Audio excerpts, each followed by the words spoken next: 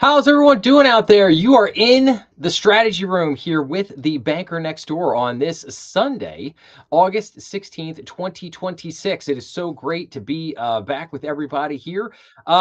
It's been an interesting week for me, just coming off vacation this week. So trying to get back into the saddle. I do apologize to everybody for, the last 3 weeks we've been all out of kilter. Did like Sunday and then Friday and now Sunday again.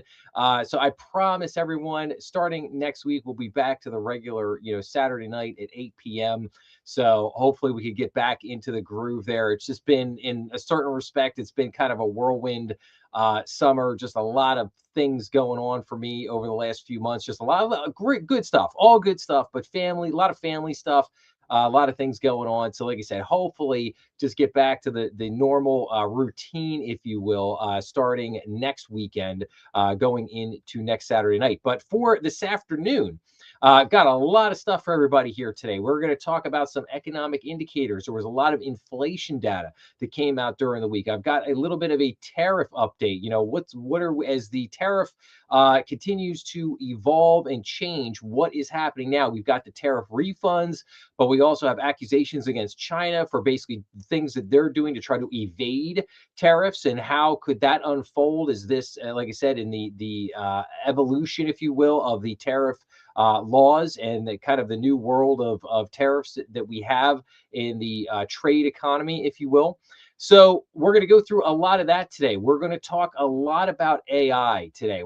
There's a lot of big stuff coming out today, and one of the things I wanted to go through with everybody is, so what are the major items in AI right now? Well, there's 7 big things that are going on at the moment. And we're going to touch on all this later on in the live stream here. And the first thing is the AI price war. You're seeing pressure from China's AI models, also from China's chip makers. Apple wants to buy chips from China. We'll get into that a little bit later. Anthropic got busted this week in a big way, basically trying to change their pricing on the DL, the down low, if you you will.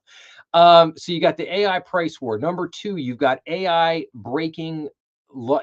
basically breaking loose and creating havoc, if you will. We've seen Meta's AI, we've seen Anthropic's AI, Open AIs, different AIs basically breaking out, hacking back into the internet, hacking back into websites, doing all kinds of crazy things, a lot of mischief happening there.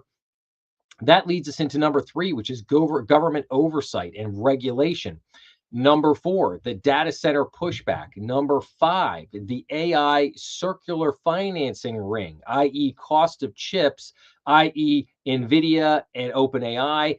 And this whole idea of the circular financing of AI, we're going to get into all that. I've got a couple little, I'll call it infographic, if you will, I'm going to share with everyone on that front.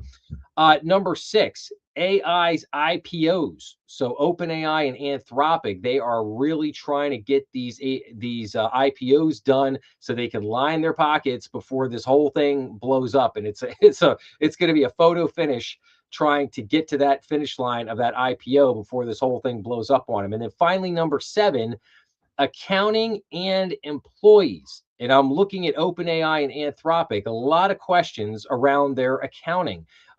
We've had a lot of employees at OpenAI that have bailed in, over the last couple of months. We're gonna get into all that.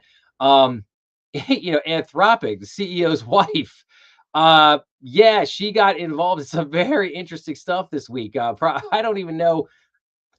Some of the stuff is ridiculous as it sounds. It's not like it's anything insane, but I'm not even sure if there's certain things that I can even mention on YouTube without catching heat for it. So I have to do a little bit of play on words there when we get to that point. But those are the 7 main things with AI right now that we're looking at. The price war, the AI is causing havoc, the government oversight, the data center pushback, the circular financing, the IPOs, and the accounting and the employees involved in these very big companies. So those are all the different aspects here of the AI trade, AI ecosystem, however you want to define that. But we're going to get into all that later in the episode. I also have some interesting things. Bank of America making an interesting announcement. They're going to put, $250 million into financing AI. This was kind of on the heels of JP Morgan last week announcing they were going to do the 750 billion-dollar investment in or $750 million investment in housing. So we're going to talk about a little of that. JP Morgan making a little of this news about stepping away from the prediction markets. So we'll talk about that a little bit. I want to get into there is at the end here, the mortgage company that I talked about last week, UWM. They basically had this $600 million loss, big thing. So we'll get into that a little bit later on. Cracker Barrel CEO, she left. We'll talk about that a little bit. Things not going so well in New York for Mamdani. He's going to be a wreckage of his own making, which is going to be a beautiful thing to see. So we got that. And then I think if I have time for it, there was an interesting article on the University of Michigan, which I want to share with everybody because it just blows the way that these colleges act now. It's just mind blowing. So anyway. All right, so we got a lot to get into here. So let's jump in as we always do here. We got our U.S. debt clock up here on the screen. And now, as you can see, we are a hair's breadth away from hitting $40 trillion on the U.S. national debt. And the crazy thing is, I'm trying to think, a year ago, we were at, 34 trillion, $33 trillion. So we're up in just a year. Because remember, it goes up $1 trillion basically every 100 days. It goes up another $1 trillion. So maybe we weren't that far back, but maybe we were 36, 37 trillion at this time last year. Up, again, looking up here, going up another 3 trillion, $3.5 trillion. It's just crazy. And we will jump at this pace. We will jump from 40 trillion up to 50 trillion in just a few more short years. And the problem is, running these, right now the U.S. federal spending is at 7.2 trillion with the U.S. federal budget deficit at 1.678 trillion. The debt to GDP is at 123%. The interest on the national debt is at $1.1 trillion. However, as bad as that is, that's not the worst part. That is not the worst part. The worst part is that if you look at the numbers right now on the interest rates, that interest on the national debt is going to be $2 trillion before you can blink an eye. That is going to cost us $2 trillion just to service the national debt. And as this continues to balloon up from 40 trillion up to 50 trillion, this is going to get out of control. So in other words, look at this, the U.S. So let's say this is our federal budget spending here, right? So 7.2 trillion. You are going to get to a point of, $2 trillion of this 7.2 trillion. You're going to be spending $2 trillion of that just servicing the national debt, not paying it down, just to cover the interest on that debt. What do you think is going to happen to interest rates when we get to that point? What do you think is, there's this idea of fiscal dominance because monetary, so you got the fiscal side of the equation, you got the monetary side of the equation, right? Well, the Fed handles the monetary side of the equation. Well, in other words, you will get to a point here with the debt and the amount of interest that has to be paid on the debt where, you will not be able to be, you're basically going to be paralyzed. You're not going to be able to do anything. You're going to have to start shedding all kinds of programs and spending in order just to be able to service the national debt. The Fed is not going to be able to help you. Yeah, sure, they could just continue to print money, but that only digs the hole deeper, right? That's only going to make the problem worse.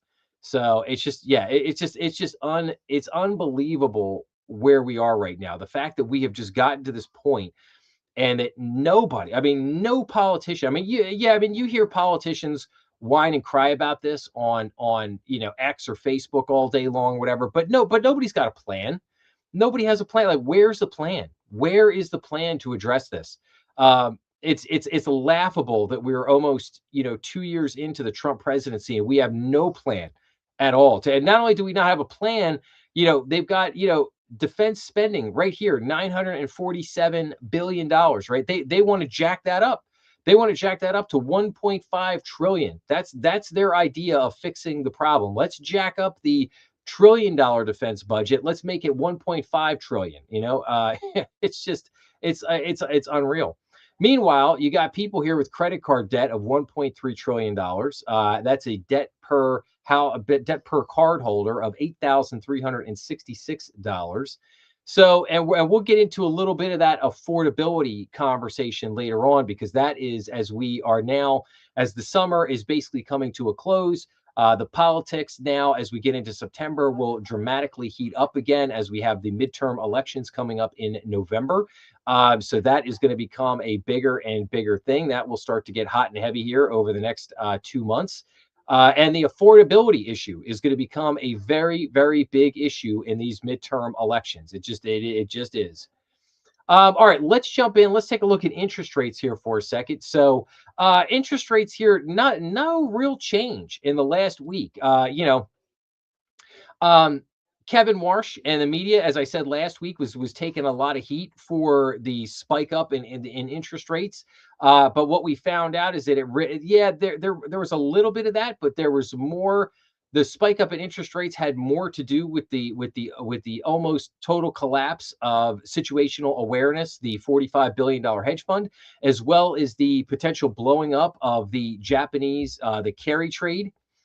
So that was really, those two items were far more affecting of the interest rates than Kevin Warsh's, basically his decision not to increase rates at the Fed. So basically what we've seen here is that interest rates have not moved in the last week. Everything's kind of staying pat. The 30-year continues to be at 5.2%. 10-year note still hovering right around 4.7% at 4.697. 7-year note is at 4.5.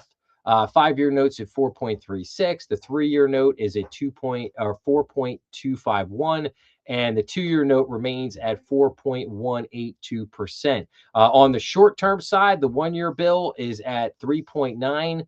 6-month bill also at 3.9%. The 3-month bill at 3.8%, and the 1-month bill at 3.6%. So, and just on a side note for a second, I'm going to show everybody something. So this book, When Genius Failed. This is the book about, this was written by Roger Lowenstein. This is the book about long-term capital management. Long-term capital management was an enormous hedge fund, which blew up in the late 90s, in 1998. And it was really the blowing up of long-term capital management was really the kind of the precursor for the big financial crisis in '07, '08, '09 that would follow about 10 years later. And long-term capital management, there are a tremendous amount of lessons to be learned out of the failure of long-term capital management. And so that, the failure, or the almost failure, I'll say, of the hedge fund situational awareness, because there were some similarities there between what happened, between what they were doing and what long-term capital management was doing. The only difference was long-term capital management was far bigger. They had, long-term capital management had derivatives trades in the hundreds of billions of dollars. So yeah. Yeah, long-term capital management was almost a major disaster. So the whole situation with the hedge fund situational awareness got me thinking a lot about long-term capital management. I had not read this book in a long time, When Genius Failed, and so I wanted to go back.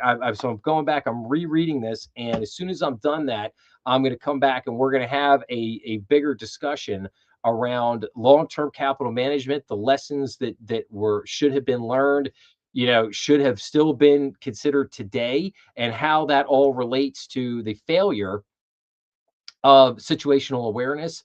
And and again, there are themes that always play out when you're watching the market, especially now. We can look at the AI trade right now at the moment, but there are recurring themes that come all the time. And as Mark Twain famously said, history doesn't repeat, but it rhymes. And you see the rhymes again and again. And in the case of long-term capital management, it's not that their strategy was crazy or insane, it's leverage. Leverage is what killed them. What is going on in the AI trade right now today? Leverage.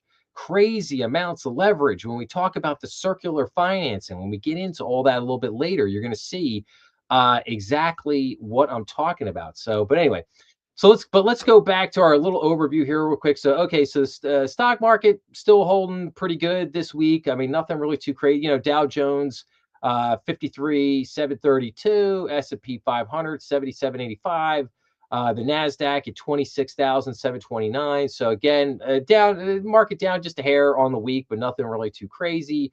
Let's take a look at cryptos. Bitcoin still sitting there at 63,000.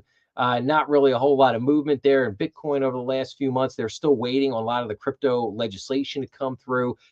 Commodities, crude oil futures and Brent crude futures have both popped up a little bit. There, crude oil futures hanging in at $82.40, whereas the Brent crude futures are at $88.82. So they've popped back up, but haven't have kind of stayed a little bit stable over this last week or so. Nothing too crazy there. Gold futures.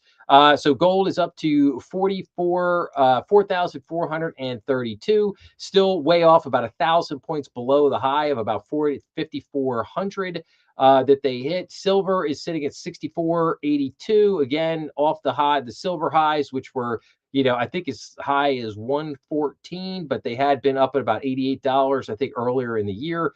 Natural gas at 2,715. So natural gas still cooperating, still sitting there nicely. So, all right, let's see here. I just want to make sure I wasn't forgetting anything. All right, let's take a look at mortgage rates as we always do for a second here. So mortgage and refinance interest rates as of today, Sunday, August 16th, 2026. So rates mostly lower than they were last week. So according to rates from the Zillow Lender Marketplace, mortgage rates are generally lower than last week. The current 30-year fixed rate rose by 3 basis points to 6.54%. The 15 fixed rate fell by 15 basis points to 5.86%, and the 5/1 ARM fell by 13 basis points to 6.24%. Now, I do have an article here that we're going to get to in just a few minutes on the decrease in home sales. We have the lowest number of home sales that we have seen in quite a few years, and it's because of this. I had said, going back for anybody who's kind of watched the live stream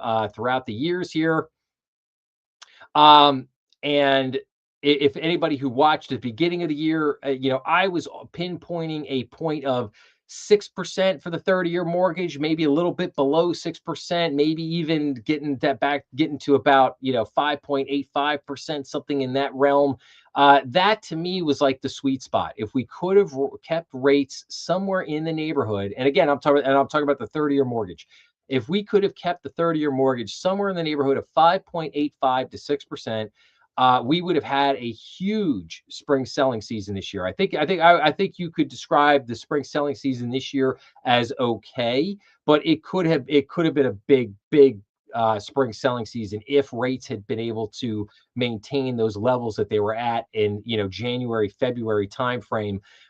Things were just when you go back to February, things were just setting up so nicely for what would have been just an absolutely fantastic year. And we all know what happened there and how this whole thing's gone sideways. And now we're sitting at 6.5% on the 30-year mortgage. Not where we want to be. But let's take a look at this real quick. So today's mortgage rates, 30-year fixed again at 6.54%, 15-year fixed at 5.86%, the 5/1 ARM at 6.24%, and the 30-year VA mortgage at 6.08. Now, what are today's mortgage refinance rates? So on a refinance, the 30-year fixed is at 6.59%, 15-year fixed at 5.88%, 5/1 ARM at 6.44%, and the 30-year VA is at 6%. And now those are all the refinance rates. So that's where we're sitting on mortgages. Now we're going to come back to this in just a second. I want to talk again. I'm not anybody who watches the channel knows I really am not overtly political. I really try not to be political. This is really more a banking and finance channel. I really try to focus more in on that. However, you have to acknowledge that politics is very important, and it does play a very big role in the world of finance in terms of one political party might regulate more than a different political party might pass certain laws. It might affect finance in different ways. So you have to pay attention to it, and not that again, not that I get deep into the politics or anything like that. I do like to just mention what's going on and why it might be important to things down the road. So, but like I said, we're going to come back to this one here. There's a couple of interesting charts in this article that I want to go through it with everybody, but I need to paint a little bit of a picture first before we get to this point. So first, let's run through some of the economic data real quick. So inflation. This week, we got the CPI and the PPI report. So inflation was 3.4% for July, down slightly from the previous month. So the tame July inflation gives the Fed cover to hold rates steady. We'll get to that in just a second. But we can see from the chart here on the CPI. So overall CPI was at 3.4% and the core CPI was at 2.5%. So that's good because that means the inflation has remained stable here over the last 2 months, which again, I've always said, 1 month does not a trend make. We do need to see a few months to create a trend baseline, if you will. But the annual inflation rate fell slightly in July, and a key measure of underlying price trends remained moderate last month. So stop and start peace negotiations in the Middle East brought a respite for gasoline prices and so-called core prices, which exclude the volatile food and energy categories, rose by 0.2% in July from the previous month, a relatively modest increase offering hope that broader price pressures could be abating. Underlying inflation trends are especially decisive right now for the Federal Reserve, where policymakers are grappling with whether and when to raise interest rates. Wednesday's report may make the Fed more comfortable waiting to see if inflation keeps cooling on its own rather than trying to tamp it down with interest rates. I've spent the morning trying to poke holes in this beautiful number, and I've mostly failed, said Tani Fakui, an economist at MetLife Investment Management. So the numbers. So again, the inflation rate cooled to 3.4% in July. The Labor Department said Wednesday it was lower than June's 3.5%. Core prices rose by 2.5% over the past 12 months. That was down from 5.6% in the year through June. So that reading essentially ties February's as the lowest record recorded since 2021.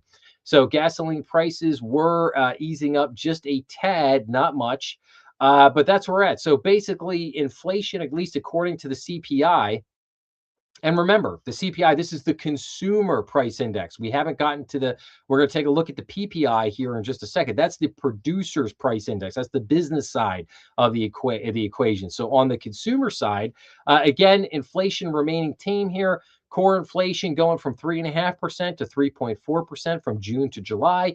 The core CPI going from 2.6% in June down slightly to 2.5% in July.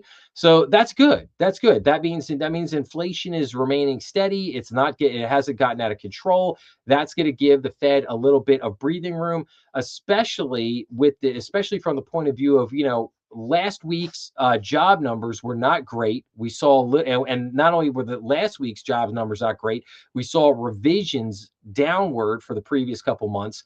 So we really saw a little bit of weakening in the labor market. So again, this with the weakening of the labor market, and now with these kind of, I'll call them slightly calmer inflation numbers, that's going to help the Fed to kind of stand pat a little bit here. But let's take a look at the other side of the equation. So U.S. Producer Price Index unchanged in July. So the Producer Price Index was flat in July after falling by 0.1% in June as energy prices edged down. So wholesale prices were unchanged last month as energy prices edged down, the Labor Department said. The Producer Price Index was flat in July after falling by 0.1% in June. Analysts surveyed by the Wall Street Journal were estimating producer prices to rise by 0.2% last month. The data comes after the July consumer inflation report on Wednesday showed the annual inflation rate fell slightly, easing concerns the central bank would have to act sooner rather than later in its next interest rate meeting this fall. Economists and Fed officials typically watch the PPI numbers closely because some of the underlying data is used in calculating the Personal Consumption Expenditure Price Index, otherwise known as the PCE. the inflation metric that the Federal Reserve uses to gauge progress against its 2% inflation target. The PCE report will arrive later in August after seeing Wednesday's consumer inflation numbers. Many economists estimate that the core version of the PCE index, which excludes volatile food and energy prices, will rise by approximately 0.2 or 0.3% for the last month. Those estimates will get updated after investors dig through Thursday's latest inflation report. So again, good numbers here. So the PPI index just staying pat here for July. So that's good. We did not. What we were seeing there for a couple of months, April and May, was again, we were starting to see the inflation numbers beginning to surge a little bit. Now things are kind of backing off a little bit. Inflation is calming down, but it's still much higher than people want it to be, right? If we could go back and look at the inflation. So again, we're nowhere near as high as we were back in 2022. But again, still staying very elevated. But you can see here how the overall CPI, if we're looking at this chart here, we see the gray line. You can see this spike up. I mean, we had it back down to about 2.4%, something in that neighborhood, shot back up to over 4%, and then has come back down to 3.4 over the last couple of months. So again, it was that spike up that was making over the last few months that have made people very nervous. Now, again, we go back to what caused that spike. Well, it was what we would describe in the economic world as a supply side shock, and it has to do with the U.S. attacking Iran. That affects gas prices, oil prices around the world, because that has to do with oil supply, and becomes a supply demand issue, and that's why they call it a supply side shock. And that's really what spiked the inflation there. It wasn't so much that it wasn't so much that prices and a lot of other things exploded, but it sent the price of gas and electric up. So we had that, but I think overall, uh, not only is gas high, but the cost of food. The cost of food has just, I mean, the cost of food has gotten ridiculous. Anybody who's out there, anybody who's going to a food store, anybody who's going out to eat knows that the price of food has gotten out of sight. And it's really gotten ridiculous, and a lot of people are just really unhappy with that. And this plays into the politics, if you will, of the moment. The politics of what is to come here in the midterms. This is why people are not happy right now, because they're basically sitting there and they're going, what is the deal, man? Like I voted for Trump to, ease the inflation, to ease, to try to fix these price pressures, because I'm getting killed here with the constant increase in everything. But like I said, we'll get back to that in just a second. Let's look at this. Okay, now we got the inflation data. So now what is the Fed going to do? So basically, in line, inflation reading buys the Fed more time to defend its forecast. So consumer price index comes in as expected, not soft enough to take rate increases off the table, but not firm enough to force one at the same time. So July's inflation report was close enough to expectations to ease pressure on the Federal Reserve to raise interest rates next month without resolving much about the outlook beyond that. So monthly inflation readings have taken on greater importance this summer. Officials are deciding whether they can still defend a forecast that has inflation coming down without higher rates, or whether they need to raise rates to get there. Data from June and July haven't suggested the type of broadening in price pressures that would force officials to abandon it. The case for tighter policy also received less help from last week's employment report, as I had mentioned, which showed no sign of reaccelerating demand for labor. A stronger labor market might have animated concerns that rates weren't restrictive enough to bring inflation down. It hurts the Hawks more than it hurts the Doves, said Neil Duda of Renaissance Macro, who assumes that upcoming meetings will be a roughly coin flip because the inflation data won't be conclusive. If you toss a coin enough times, it will probably come up heads at least once. He allows the odds aren't fixed. If the Fed gets through the fall without acting, Duda says, the data will probably have been good enough to keep it on hold. Now, just a couple things to note here. The Feds does not have a meeting in August, so their next meeting coming up will be in September. I believe it will be sometime around September 18th through the 21st. I'd have to look that up, but I believe that's probably the time frame right in there where they will when they will meet. Now, Kevin Warsh is getting away from the forward guidance. So one of the things that is going to continue to disappoint the street and is going to continue to make a lot of them just angry, if you will, because he's not painting the line for them anymore. They have to kind of figure this stuff out on their own by actually wait for it, analyzing and reading the data. Interesting. So the forward guidance is not going to come in September. Like Kevin Warsh is not that what they. I could tell you what they want to do versus what he is actually going to do. They want him to come out and say in September, "Oh yeah, you know what? We looked at the data and we've decided we are going to increase rates by 25 basis points in October." That is exactly what they want him to say come September. He's not going to do that. He's not going to say that. I think that because of where these numbers are coming at, I think this buys them a little bit more time. I think in September, the Fed basically comes out and says, "Hey, we're gonna stand pat. We're gonna hold the rate steady." My guess is you will get basically the same thing that you will get what you got at the July meeting, and that is you'll have probably three dissenting votes, which will say, "Oh, we should be increasing rates." The rest, the other nine, will say, "Nah, just leave rates steady. We're going to just keep an eye on it and continue to look at, where things are at and where we need to go." Um, that's going to be the one thing there. So I think you're going to continue to see the same picture that we saw from July. A few dissenting votes. Ultimately, the Fed does nothing. They're going to hold pat. Kevin Warsh is basically just going to say, "Yeah, we're going to continue to look at the data," and he's going to say, "Hey, I created these five different committees a few months back. They're supposed to have their results to me in December, so I'm waiting for them to come back to me, and we're going to monitor the situation, and we'll let you know if anything changes or if something is going to happen." But that, like I said, that's what you're going to get in September. But that's not what the business media wants. That's not what Wall Street wants. They want the forward guidance to continue. They want the matter of fact. We're going to give you all the answers to the test basically, and that you don't you don't have to do anything. You don't have to kind of do your own research, do your own thinking, so to speak. So um, so that's kind of where we're at with the Fed. Now, here's an interesting thing, and I'm going to get into this more next week, and that is the Fed's balance sheet. We have been seeing this increase in the Fed's balance sheet. One of the things at the Treasury auctions that we've been seeing is that the Fed is now stepping in and they're buying more and more, and their balance sheet has gone up another 500 million. Um, just within the last 4 or 5 months. So I mean, after Jerome Powell basically hit the bottom because he had sucked all the liquidity out of the repo market on by reducing the Fed's balance sheet down to about 6.5 trillion.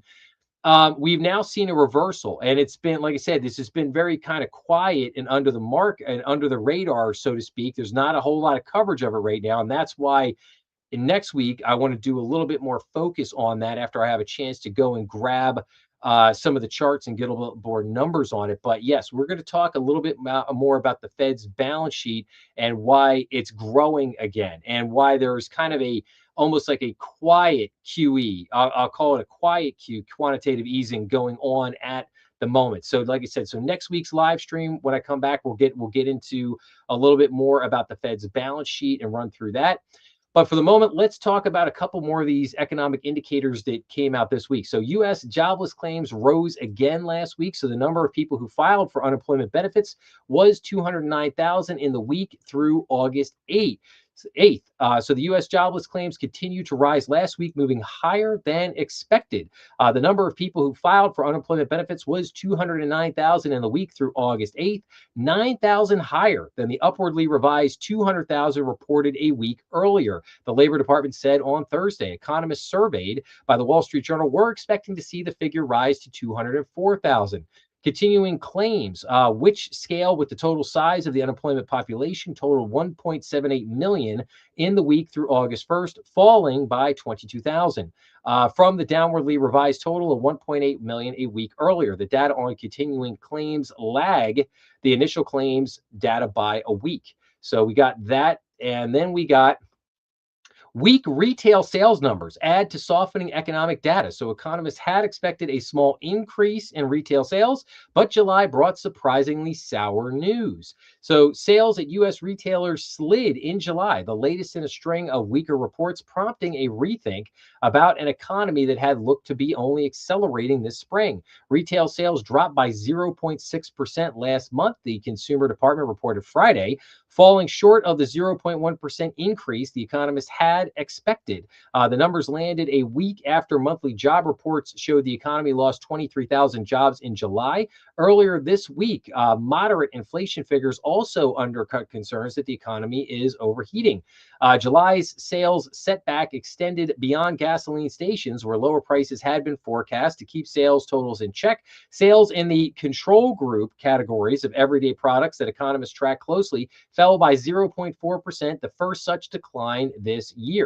So now we can see from the chart here, US retail sales, now what they consider the control group categories. And we can see here, January, February was good. March was good. Again, April and May, stable numbers. Even June wasn't too bad. But yeah, we got a drop off here in July. So, and again, this coincides with the slightly weaker job numbers that we got last month, the calming down a little bit of the inflation. So we're kind of seeing that. But let me go back for just a second. We go back to our debt clock here. Credit card debt. This $1.3 trillion in credit card debt. Don't think for a sec. Don't sleep on that. Do not sleep on that. We've got $1.6 trillion in student loan debt. We've got another about 1.5 trillion in auto debt, 1.3 trillion in credit card debt. The consumer has got a lot of debt out there right now. So so again, don't believe me, all that plays into this. It all paints a picture, right? So, but this is looking at the chart here. But a separate downbeat report Friday morning from the University of Michigan's preliminary monthly survey showed consumer sentiment has reversed recent gains so far this month.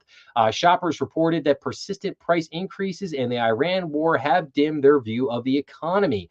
The retail numbers look somewhat less concerning under the surface. Sales at non-store retailers, which mostly represent online shopping, fell by 2.2%, pulling down the overall totals. Many analysts attribute that drop to Amazon.com's Prime Day sales event, which the company held in June this year instead of July. In June, non-store retailers logged a 0.9% increase. What other one-off factors that don't reflect economic weakness, like hot weather and the end of the World Cup, might have also pulled down sales last month. But the numbers stand in contrast to a run of strong numbers the economy recorded this spring, a turn that has shifted some economist sentiment of its momentum. So, now I always say this about economic numbers, and that is 1 month does not a trend make. I mean, we could see here again, looking from January through June, the trend on retail sales was pretty good, pretty strong. And then you have a down month. I mean, that happens. It's not going to stay positive every month forever. But does that mean that something is seriously wrong? No, I don't really think so. I mean, I just kind of read this as an off month. It's also August, it's the peak of vacation time, all this stuff is going on. You're going to have in July, as everybody's doing right now, as all the schools across the country begin to gear up, you've got to have all the back to school sales. That's going to pump up the numbers a little bit. Then we get back into September. So I think the retail, not that we're going to see some explosion in retail sales, but I think retail sales will be fine. I think things will pop back in August and September, and they'll continue to be okay. But again, like I said, it's always good to look at this and note, because again, it's not one thing that paints the picture, it's everything. We got to look at all these things to get an accurate depiction of what's going on in the economy. So now here is perhaps the big thing that hit this week, and that is July home sales fell after higher mortgage rates scare off buyers. So existing home sales were down 1.7%, and the median home price rose to $434,000, a near record high. Housing affordability is just, I mean, that has got to be the biggest economic issue at the moment. It has to be. It's going to loom very, very large in these midterm elections. But the crazy thing is that I don't know that either party has really put forth any answer for how they're going to deal with it or what they're going to do to try to help ease the pressure. But anyway, so we can see from the chart here, basically US sales basically were up at about 4.2 million a couple months ago. They're now down to 4.06 million. Um, Home sales fell in July, getting the summer off to a poor start after the housing market suffered through another sluggish spring selling season. Sales of existing homes declined 1.7% in July over the previous month to a seasonally adjusted annual rate of 4.06 million, the National Association of Realtors said Tuesday. The rise in mortgage rates following heightened tensions in the Middle East continue to put off home buyers. Sales in July came in below expectations. Economists surveyed by the Wall Street Journal had forecast a decline of 1%. And again, the national median existing home price in July rose 2% from a year earlier to 434,100, according to NAR. That is the National Association of Realtors. That is the second highest median price on record, just below the 442,800 in June. The Mideast conflict has stymied the housing market in a year that real estate industry was optimistic would bring a rebound in home sales following years of stagnation. Yes, I was one of those people. I was right there with them. I was hoping too. But again, you see here, so for July from the chart here, if we look on the far right, we're basically plus 2% after we had been kind of coming down a little bit. In December of last year, we were up 5.8%. That came down in I'm sorry. Oh, wait, no. I'm sorry. December of 2024, we were up 5.8%. And then we came down here December of 2025, that was down to 0.3%, just a slight increase. But now we're back up to about 2% increase here in home prices. So, mortgage rates briefly fell below 6% in February, but jumped with the beginning of the Iran war and have continued to creep up as hopes for a clear end to the conflict have faded. The 30-year fixed rate mortgage averaged 6.69% last week, the fifth consecutive week of increases after averaging 6.43% at the start of July, according to Freddie Mac. Yeah, and that's what I had discussed here at the very beginning of the live stream. So the slowdown in sales marks a continuation from June when home sales fell 1.4%. Economists don't expect rates to fall soon, with geopolitical conflict as well as spending on the artificial intelligence build out fueling inflation. Yet high rates may not be the deterrent that they used to be for everyone, economists say. The pent-up demand for housing has caused some potential home buyers to lose patience, even with high mortgage rates and an uncertain economy. Home sales have been remarkably stable, even amid the rising mortgage rate environment of the past few years. So, here's a couple of thoughts on this with the home affordability issue. You have some markets around the US now that it costs, the average cost of a house is $1 million. Let me say that again.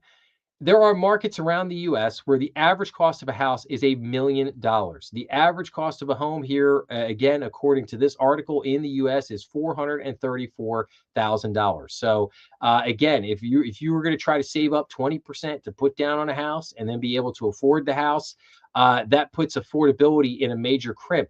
But there are other things at play here. There are other things. Again, it's not just having a down payment and the interest rate. There's a lot of other things that go into buying a house. You have to consider, what are my utility bills? What are the property taxes? What is the insurance, the annual insurance premium going to cost me?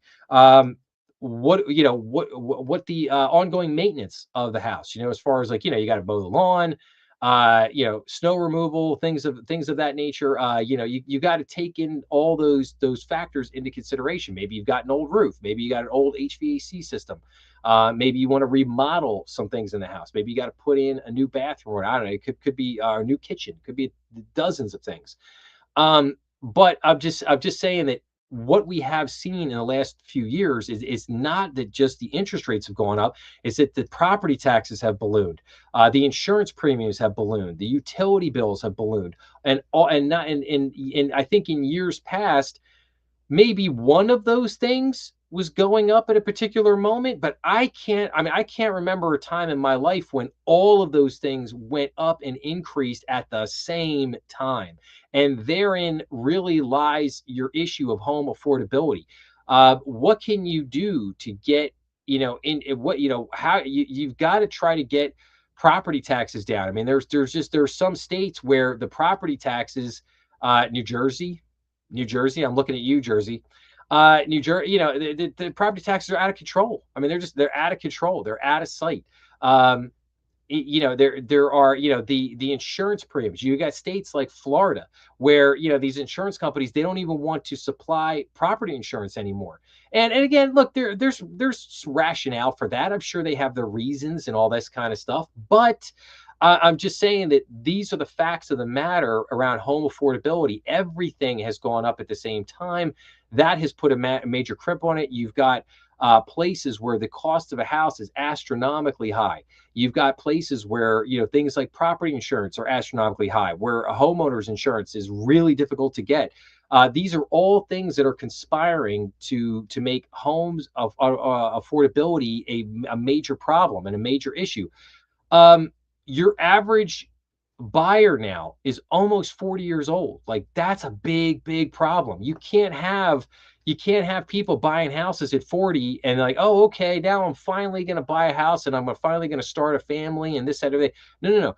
You need people in their 20s to be able to buy a house. And I'm not saying anything luxurious or any Taj Mahal or anything, but there's got to be something there they can afford. Maybe an old rancher, maybe a fixer-upper, maybe a townhouse, maybe a condo if they're in the city or something, like, but there has to be some type of affordable housing out there for them. Otherwise, people start to look at other, basically say, hey, what's happening right now is not working for me and I need to try something else. So that leads us back to this first article here and what I was talking about. So the Republican Party is losing its edge with voters on the economy. The cost of living worries are eroding the GOP's image as economic managers, giving Democrats an advantage. So the reason why I wanted to go through all the economic indicators for the week there, I want to talk about the inflation numbers, the jobless claims. What else did we hit on there? We hit on interest rates. We hit on retail sales numbers. That we hit on new home sales in July. So the reason why I wanted to walk through all of those things is because I wanted to paint this picture for you of where are we at and how is this affecting politics at the moment. So we can see here, this chart right here, net approval of Trump's handling of the economy. In his first term from 2017 to 2021, he got great marks on managing the economy. The second term here, not so much. He's basically started out real good. Everything was going great basically until February of this year, and now it has gone sideways, completely sideways. Now it's bounced back up a little bit here. Now, but I think what makes this interesting is that, if anybody thinks, here, I want to show you another chart here. So let's go down here. Let's look at this. Which party do you think would do a better job of handling the economy? So we have in this chart here, it's gone back up to Democrats at 54%, Republicans at 48%. Now, I'm not making excuses for Republicans. The Republicans, they have not done a good job this year. They haven't. They flat out have not done a good job. And it's really upset me. And so they have not done a good job. However, this idea that anybody would say that the Democrats would do a better job of managing the economy, it's like you're on drugs. Okay, you're on drugs. That ain't happening. I would remind people real quick that you got a glimpse of what the Democrat plan is under Joe Biden. You got a glimpse. If heaven help us if a Democrat gets back in 2028, because I don't even. I've tried real hard every day not to think about it, but it's not going to be a pretty thing. So, and again, I'm not saying the Republicans they're not doing anything to help us at the moment. Let's look at it like that. But are they wrecking everything? No. let's not go there. And again, this idea that somehow the Democrats would be better at managing the economy than the Republicans, I mean, that is laughable. That is outright laughable. Do I want the Republicans to do a lot more? Do I want them to get back to focusing on our, U.S. economic policy? Yes, absolutely, absolutely. So, but again, but you get back, this affordability issue gets back to the heart of what's going on. And let me see here. Then you have this, Gallup Economic Confidence Index, and you see here people's sentiment has soured, if you will, on the economy, because they feel, and again, it's that typical backlash. What happens? You vote a party in, you feel like that party's not addressing your needs, they're not doing what they should be doing, and then it leans the other way, and then the other party gets back in. We've been seeing these wild swings in our politics for the better part of the last 20 years now. And and again, and it's not good. It's not. I mean, these rapid swings back and forth are not good for the economy as a general rule. Um, but I would say this. I don't know necessarily what the answer is at the moment. I mean, from a political perspective, I don't know what the answer is, because the Democrat, and again, I'm just talking from a purely economic standpoint here. Forget all the other stuff. I'm just talking about economic policy as it relates to politics. From an economic perspective, I don't want Democrats anywhere near like the House or but because because their economic policies just wreck the country. The Republicans, on the other hand, they're worthless. Like, they don't do anything. Like, what are they doing? Like, it's like, oh, we found all this fraud. That's great. You do anything about it? Our budget's really gone out of whack, and what are we going to do there? Okay, are you gonna fix that? You gonna maybe even attempt to put a plan forward to do something with that? Nah, nah, nah. So is it any wonder that people are basically just kind of fed up with both parties? I think that's really more of the reality of where we're at. I think there are far more people who are fed up with both parties, the insanity of the left, the do nothingness of the right. And I think, people are just like, man, can can you guys just maybe, make it a little bit easier for me to live out there, maybe reduce my tax burden, help wages grow, maybe create good job opportunities for me. That would be, that could be some great things there. Um, but ultimately, we're going to get back to something that we're going to be talking a lot about in the next couple of months, and that is this idea around capitalism, right? I am a capitalist. I believe in capitalism. However, uh, capitalism, I would be the first to tell you, capitalism is not perfect. It has its drawbacks. It has its problems. However, on the other side of that coin, there is no perfect economic system. It's not like there's some there's some unicorn economic system out there that just magically is going to be, oh, if it's the perfect thing we have it, if it existed, we'd already be using it. It doesn't exist. Capitalism is the closest thing that we have gotten to a phenomenal free market economic system. Is it perfect? No, it is not perfect. However, the two issues with capitalism in this country are two big things. You have, first of all, in a certain respect, we don't have capitalism right now. We have what's called corporatism.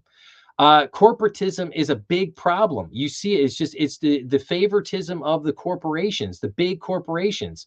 The ability of the big corporations to lobby and buy politicians to get their way. That is corporatism. That is a big, big problem. The other problem we have is what's called crony capitalism. Crony capitalism in this country is a big, big problem. Paying the constant government, the misuse of government funds to basically, hey, I'm going to dole out a government contract to my buddy over here, and I'm going to pick winners and losers. I'm gonna bail out this industry. I'm gonna bail out this company. I'm gonna lavish this company with massive spending and massive government contracts. But I'm not going to give it to these other ones over here because I don't like them, or they didn't meet my profile or whatever. So the crony capitalism is a big problem because that speaks to the corruption in our government and in our society. And then also the corporatism. And I would say if you truly want free market capitalism, and if you want capitalism to work for people, you have to get rid of the corporatism. You have to get rid of the crony capitalism. And that those are the two sicknesses, if you will, that have been infecting capitalism, like in this country, like a cancer. And as that cancer continues to spread, continues to metastasize and move through the country, it erodes and destroys the financial opportunities that the very nature of what capitalism enables, and that forces people to go seek out other forms. And is it any wonder that there's a lot of young people are basically are falling in love with this idea of this socialism, um, or almost like a quasi Chinese type of economic state, with this kind of like, oh yeah, well, we have this kind of like communist capital model. Like, the almost falling in love with this thing. Is it any you know is it any wonder, I'll say, that they would reach out for something different, because in their mind they're looking at capitalism and going, this isn't working for me. And they're going, this isn't working for me, but they're not understanding the reasons why it's not working for them. They don't understand that there are things, there's corporatism and crony capitalism that is affecting the overall free market. And this is what those two things are, what are causing the problems in the economic system. And that if you weed those out, the good things about capitalism will come back into fold and will give people the opportunity to prosper and move forward. Um, but unless something is done about that, unless something is done about the fraud and the corruption, people will lose faith, and then they will seek out other alternatives. That is human nature. If again, and again, I not that I blame the 25-year-olds or the 20-year-olds out there, but I'm trying to put myself in their shoes and trying to understand where they're coming from. And again, if you're sitting there and you're going, man, I went to college, I got this degree, the degree was garbage, and I'm drowning. I've got $150,000 in student loan debt. I've basically a mortgage already on my back with no asset to show for it.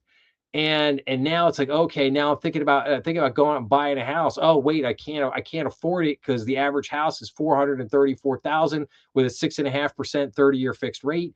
um it's just, yeah, it's just it's not working. It's not working. And what is worse is, um, the Republican Party basically being tone deaf to this. We're being tone deaf to this at the moment. Basically sitting there saying like, oh yeah, you're just imagining things. It's not as bad as what you think it is. And look at the stock market. Look at the stock market.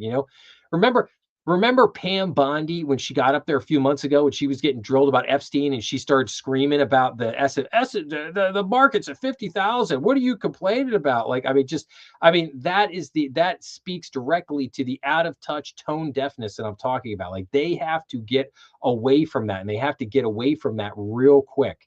Um, so I don't know. We'll have to see where this goes. But again, I wanted to paint a picture here. I wanted to paint a picture, and as I've said before, there is a method to the madness here, and you will begin to see this. Like I said, this is just kind of a primer, because over the next 2 months, as the politics really start to ramp up and the affordability starts to become an issue, um, as this creeping idea of socialism versus capitalism becomes an issue, we're going to see this stuff front and center, and we're going to have to talk about it whether we like it or not. It's there, and it has to be discussed. It has to be considered as part of the conversation. If I feel like if I didn't talk about this, that I would be doing everyone a disservice out there. So all right. Well, anyway, all right. So I want to get off the soapbox there for a second. I want to get back to the tariffs for a second here. So, um, because this is kind of making me mad a little bit here on the tariff thing. So here we have tariff refunds are here and turbocharging earnings. So Apple, Nike, and FedEx are just a few companies recovering big sums relatively quickly, and some are passing at least a share on to customers. Well, are they? Are they though? Really? Really? Tariff refunds have begun rolling into big US companies, in some cases, providing a solid boost to earnings. Contrary to warnings that the refund process could prove slow and messy, many companies appear to have received the money with remarkable speed. So far, over 40 S&P 500 companies have reported some 9.6 billion in refunds in the past quarter or so, including at least 2.1 billion in cash already received. Among the biggest refunds reported so far, Apple at nearly 2.2 billion, Nike at 986 million, FedEx at about 800 million, Amazon.com at 640 million, and General Motors at 500 million. U.S. Customs and Border Protection has received just over 252,000 refund applications as of July 31st for tariffs declared unlawful by the Supreme Court. The Customs Agency accepted 128.7 billion in refunds for processing, an agency official told a federal court last week. So, and then let's see here, duties recovered. So you had approximately about 166 billion tariffs invalidated, 129 refund submissions accepted, 100 billion basically sent to the Treasury for disbursement. 9.6 billion S&P 500 reported, 2.1 billion so far S&P 500 in cash. So, but again, just to explain some of the tariff numbers for a minute, because this is what I don't like in this article right here, right? Tariffs declared unlawful by the Supreme Court. No, that's not what happened. The Supreme Court basically said that the way that the tariffs were written was written incorrectly, and they basically that the Trump administration tried to impose those tariffs using something that was really a little bit out of whack, wasn't quite what it should have been used for. Then the Supreme Court went on to say, if the rule had been written using two or three different already existing tariff laws, like the 1974 Tariff Act, that it would have been totally fine. It would have been totally fine, and they would have said, yeah, that's fine. So not all of the tariffs brought in have been invalidated. So there was about $365 billion of tariff money that was brought in, and only about 166 billion, basically a little less than half of that money was invalidated. So you still had, over, 160 billion dollars, 180 billion that were perfectly fine. Those were tariffs that were implemented. Money came in. It was good. So, and like I said before, what is playing out now with the tariffs as this tariff environment unfolds, what is happening here is that basically the Treasury is basically saying, okay, fine, the Supreme Court invalidated those tariffs. Now we will refund those real quick so everybody will get that money back. And now Trump is just putting the tariffs right back on. Wait for it, using the 1974 tariff law that's already in place and already has precedent. And as predicted, the Democrats and everybody and some companies ran right back out, filed a whole bunch of lawsuits, and this time they are going to lose. They are flat out going to, those lawsuits are going to go nowhere. It's going to go right back to the Supreme Court, and the Supreme Court's going to go right back to the ruling. And this time they're going to say, yeah, this is all good and lawful because they wrote the rule, wait for it, correctly this time. And they used existing laws with existing precedent, and there's nothing wrong with it. And the president put these tariffs out there, and boom, they're fine. That's what's going to happen. They're going to lose big time. Now, the question is, will the tariffs bring, how much of that tariff money will, in other words, this 166 billion that has been refunded, will we get that money back? How quickly will that money back? They were, again, going back to the beginning of this year, they were projecting that we could have somewhere between 500, 600 billion in tariff revenue, for the year, had the Supreme Court not messed this up. Then, but will we get back to that? Like in the next 2 years of the remaining 2 years of the Trump presidency, like, will we see those type of tariff numbers? I don't know. I don't know yet. That remains to be seen. We'll have to see what is going to happen. The next front, though, now. You know what? I wanted to look at something. So now you have these companies saying. Now here's the part that makes me mad about this. So um, these companies are now getting the tariffs back. Now remember, they put the tariffs on. Like, what did they say? Oh, well, we have to increase prices because of the tariffs, right? Was that the line, right? Oh, we had to increase prices because of the tariffs, right? So that was the line that we were getting fed. Okay, so now they increased the prices. Well, now it's, hey, you're getting all this tariff money back. Shouldn't you be dropping the prices back down? Now, this article says that, oh yeah, well, they're doing a little bit here, basically we're helping, we're putting some money back here, a little bit here, this, that, and the other thing. But are we really seeing that yet? No, we're not. But what we are seeing is we're seeing boosts to their earnings. We're seeing stock prices going up. We're seeing their revenues go up. But are we seeing it yet? Are the consumers seeing it back in their pocket? Not yet. Not yet.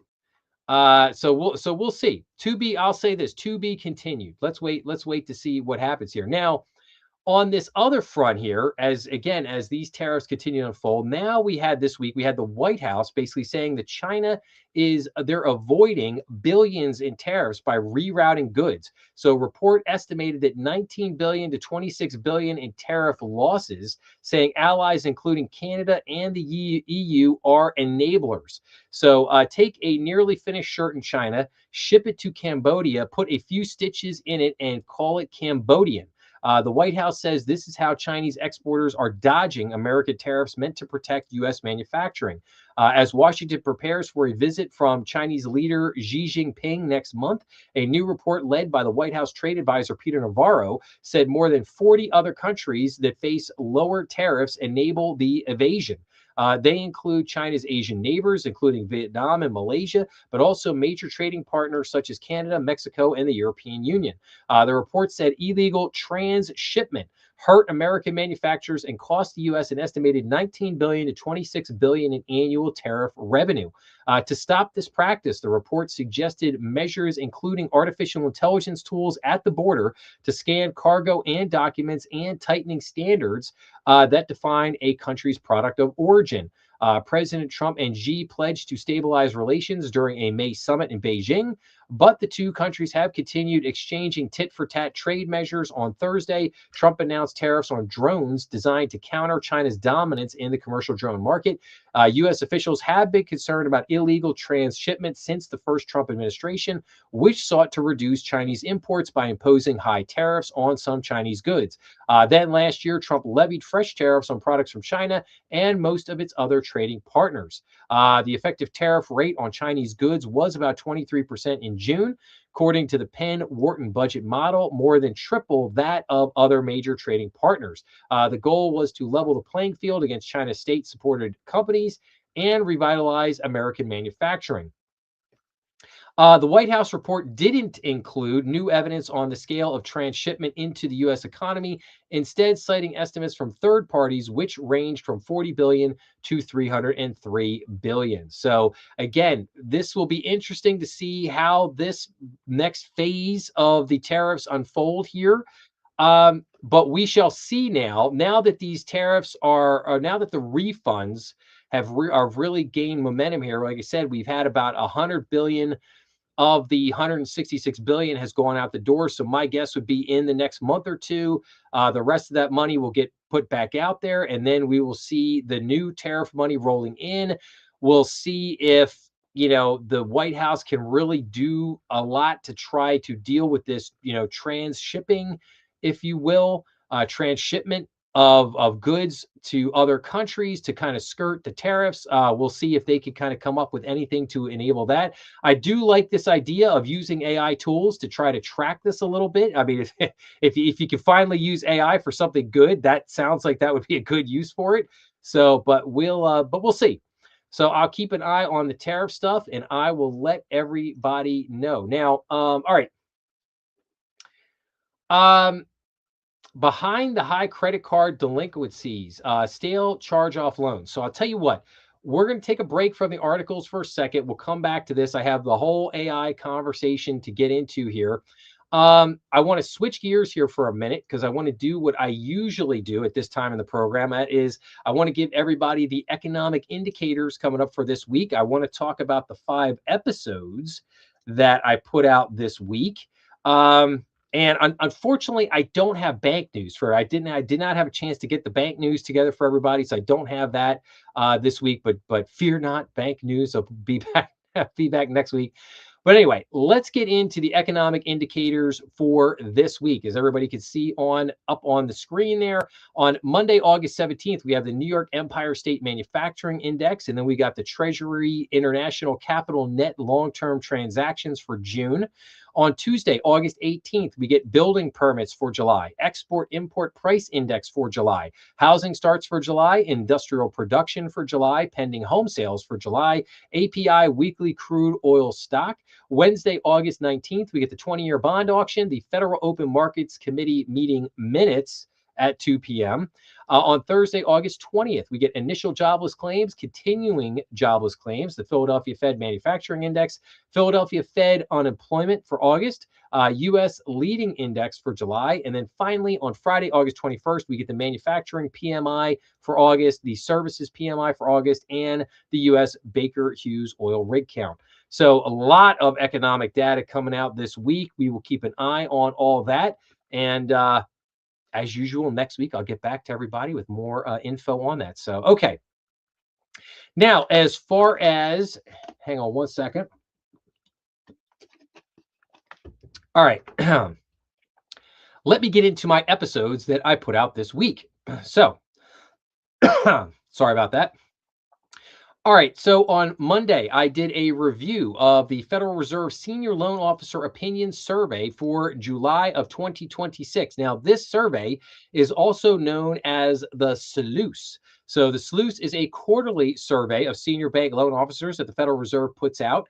It measures bank credit underwriting standards and loan demand. So for the second quarter, showed an increase in demand for commercial C&I loans with spreads tightening for large and middle market firms. For commercial real estate, underwriting standards eased and loan demand remained stable. For residential real estate, underwriting standards were mixed and loan demand decreased. The same for HELOCs and auto loans, loan underwriting standards tightened. For credit cards, and loan demand remained unchanged. So that was the episode for Monday, the SLOOS, the Senior Loan Officer Opinion Survey.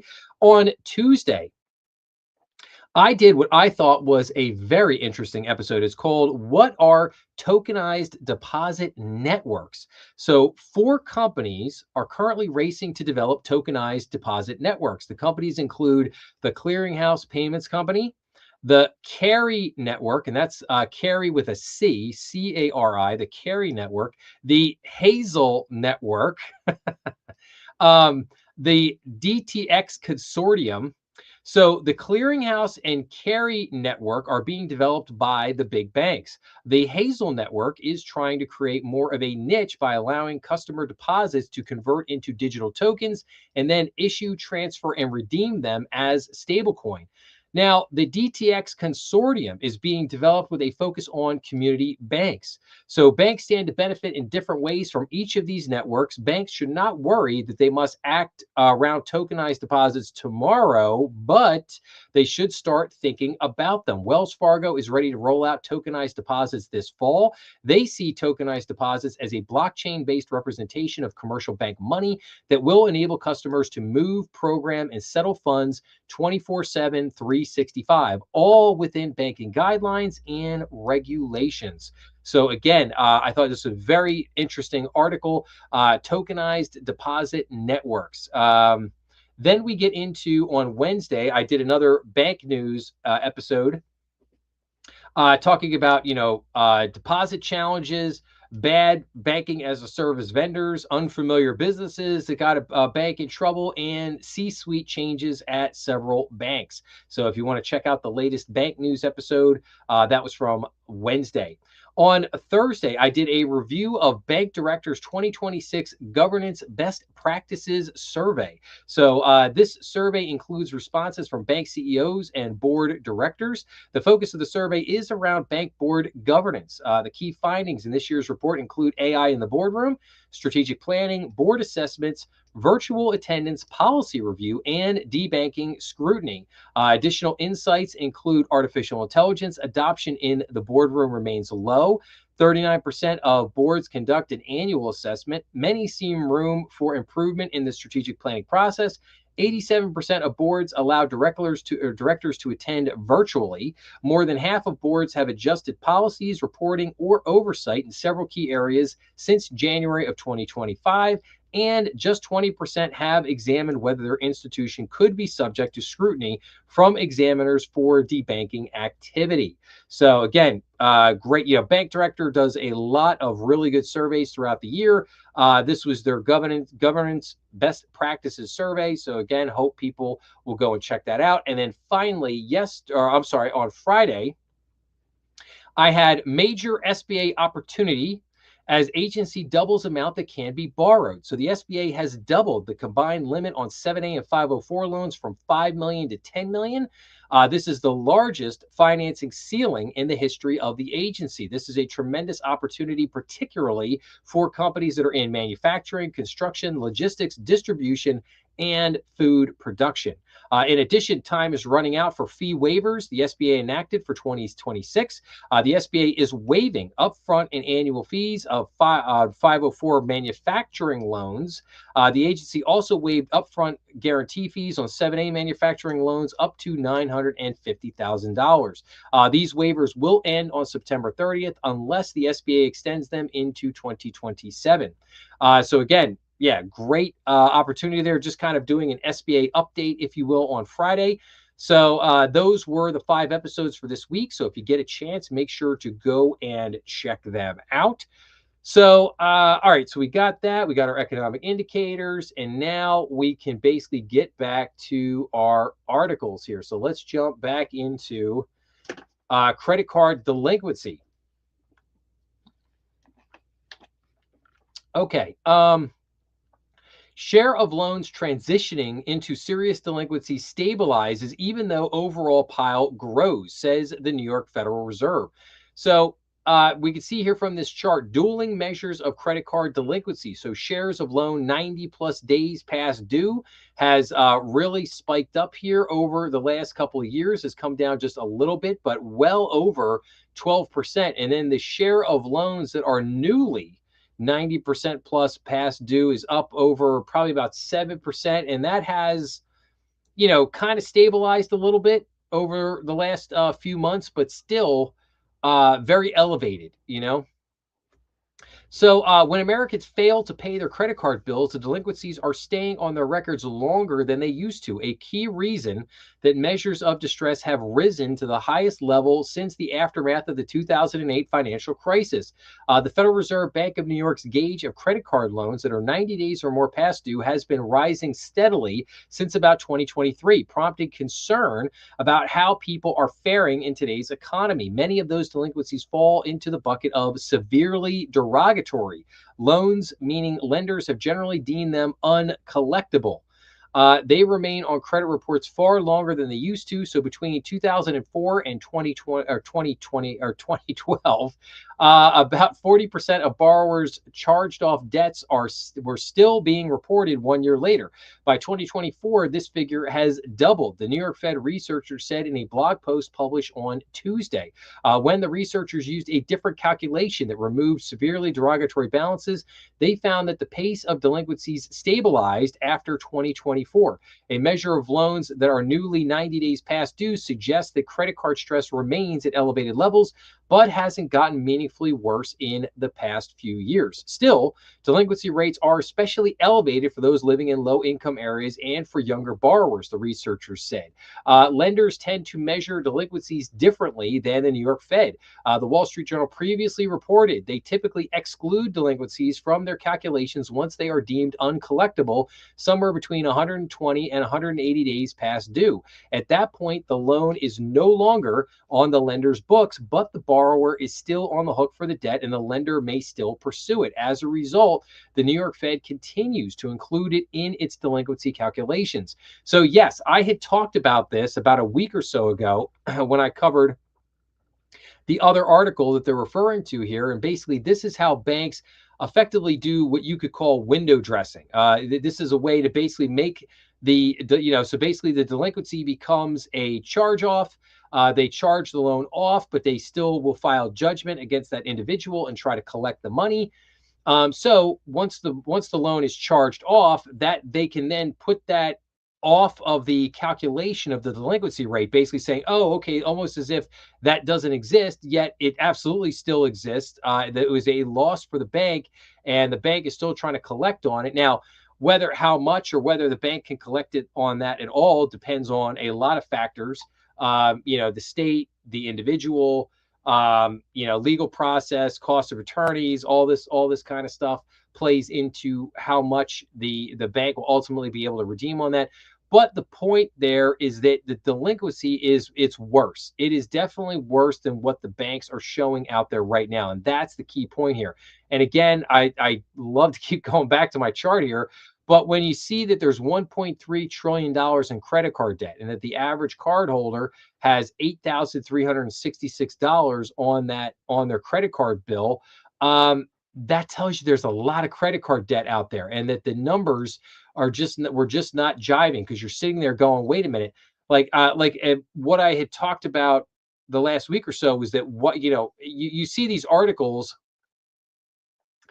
for the last 7 or 8 months where it's like, one article is like, oh, credit card delinquency is just it's getting out of control. And then you see the other one, and the other one comes to like, yeah, it's actually not too bad. It's actually not too bad. Things are okay, whatever. About so I mentioned that you have these kind of dueling narratives. And I think this chart here is a perfect example of the dueling narratives. When you see on the one hand, share of loans 90-day plus past due is the worst it's been since 2008 and is up over 13%. You're like, wow, yeah, that's a problem. But then when you see here, shares of loans that are newly 90 plus days past due, it is kind of stabilized over the last couple of years. It kind of stand pat. Then you look at it and that could paint a different picture, right? Then you're sitting there going, oh yeah, okay. So then it becomes more of the delinquency is elevated, but it's okay. It's being managed basically, and it's not getting any worse. Maybe not getting better, but not getting any worse. But like I said, I think you have to look at these two things together to basically realize, to basically say like, yeah, okay, the existing debt may not getting any better, but it is way higher and more elevated than what they are making this out to be. So again, this is definitely something to keep an eye on. And again, this gets back to where was it at? Like this gets back to the retail sales here, right? Like again, putting pressure on the retail sales, the consumer getting tapped out and not being able to continue to spend. So we will keep, so like I said, we'll keep an eye on the credit card delinquency rate. We'll keep an eye on that. We'll definitely come back to that one. So now, a couple of interesting things on the personal finance front. So wealth management has a $3 trillion problem. Investors are keeping too much cash. So advisors are pitching bonds and other investments, but many prefer to keep cash in money market funds. So this goes since Don Ross retired as an airline pilot a decade ago. All the financial planners he has spoken with have wanted him to invest his cash. He isn't sold. He is keeping 85% of his portfolio in stocks and the rest in a money market fund yielding 3.62%. Ross looked at historical bear markets and determined that typically they don't last longer than 3 years. He keeps enough of his portfolio in cash to comfortably get himself through that period, and he sells stocks when he needs to replenish his cash pile. The financial planners have suggested bond funds, but to the 75-year-old, there couldn't be a worse stream of income. He is among the investors giving headaches to the money managers who want them to part ways with their cash.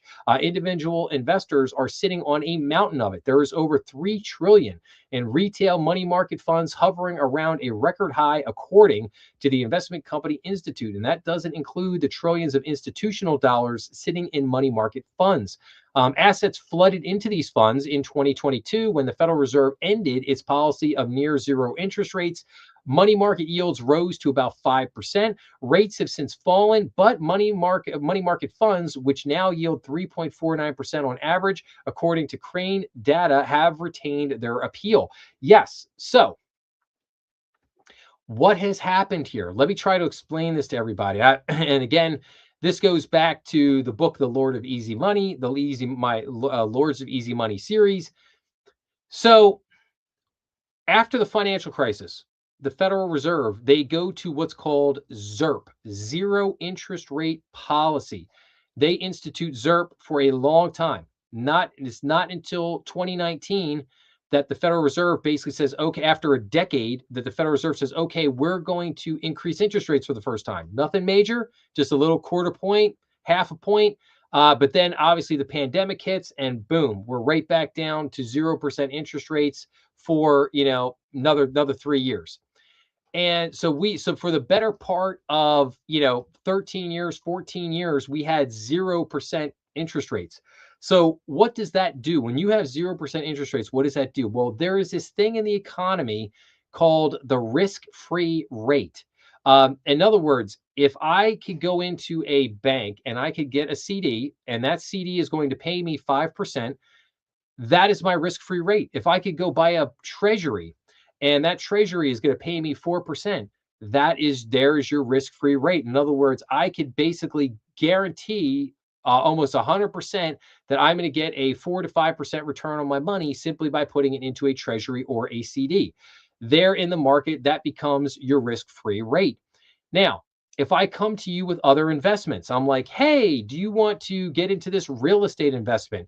Do you want to get into this IPO? Do you want to get into this other thing over here? I got these great ETFs or these bond funds or whatever. You are immediately going to compare that return to the risk-free rate, and you're going to sit there. And if that return is not substantially, I didn't say better, if that return is not substantially better, as in double, okay. So if I'm getting 3.49% on a money market return, right? And this other person comes in and says, oh, you should put this in this ETF or whatever, right? Well, if that ETF, I'm going to take more risk with that ETF, right? So if I'm going to take more risk on that ETF, then that ETF better be paying me 7%. Because if it's not paying me 7%, it's not worth the risk that I would be taking by putting my money into it. So I'm better served by accepting the risk-free rate and sticking my money in that money market fund, earn the 3.49% and go home.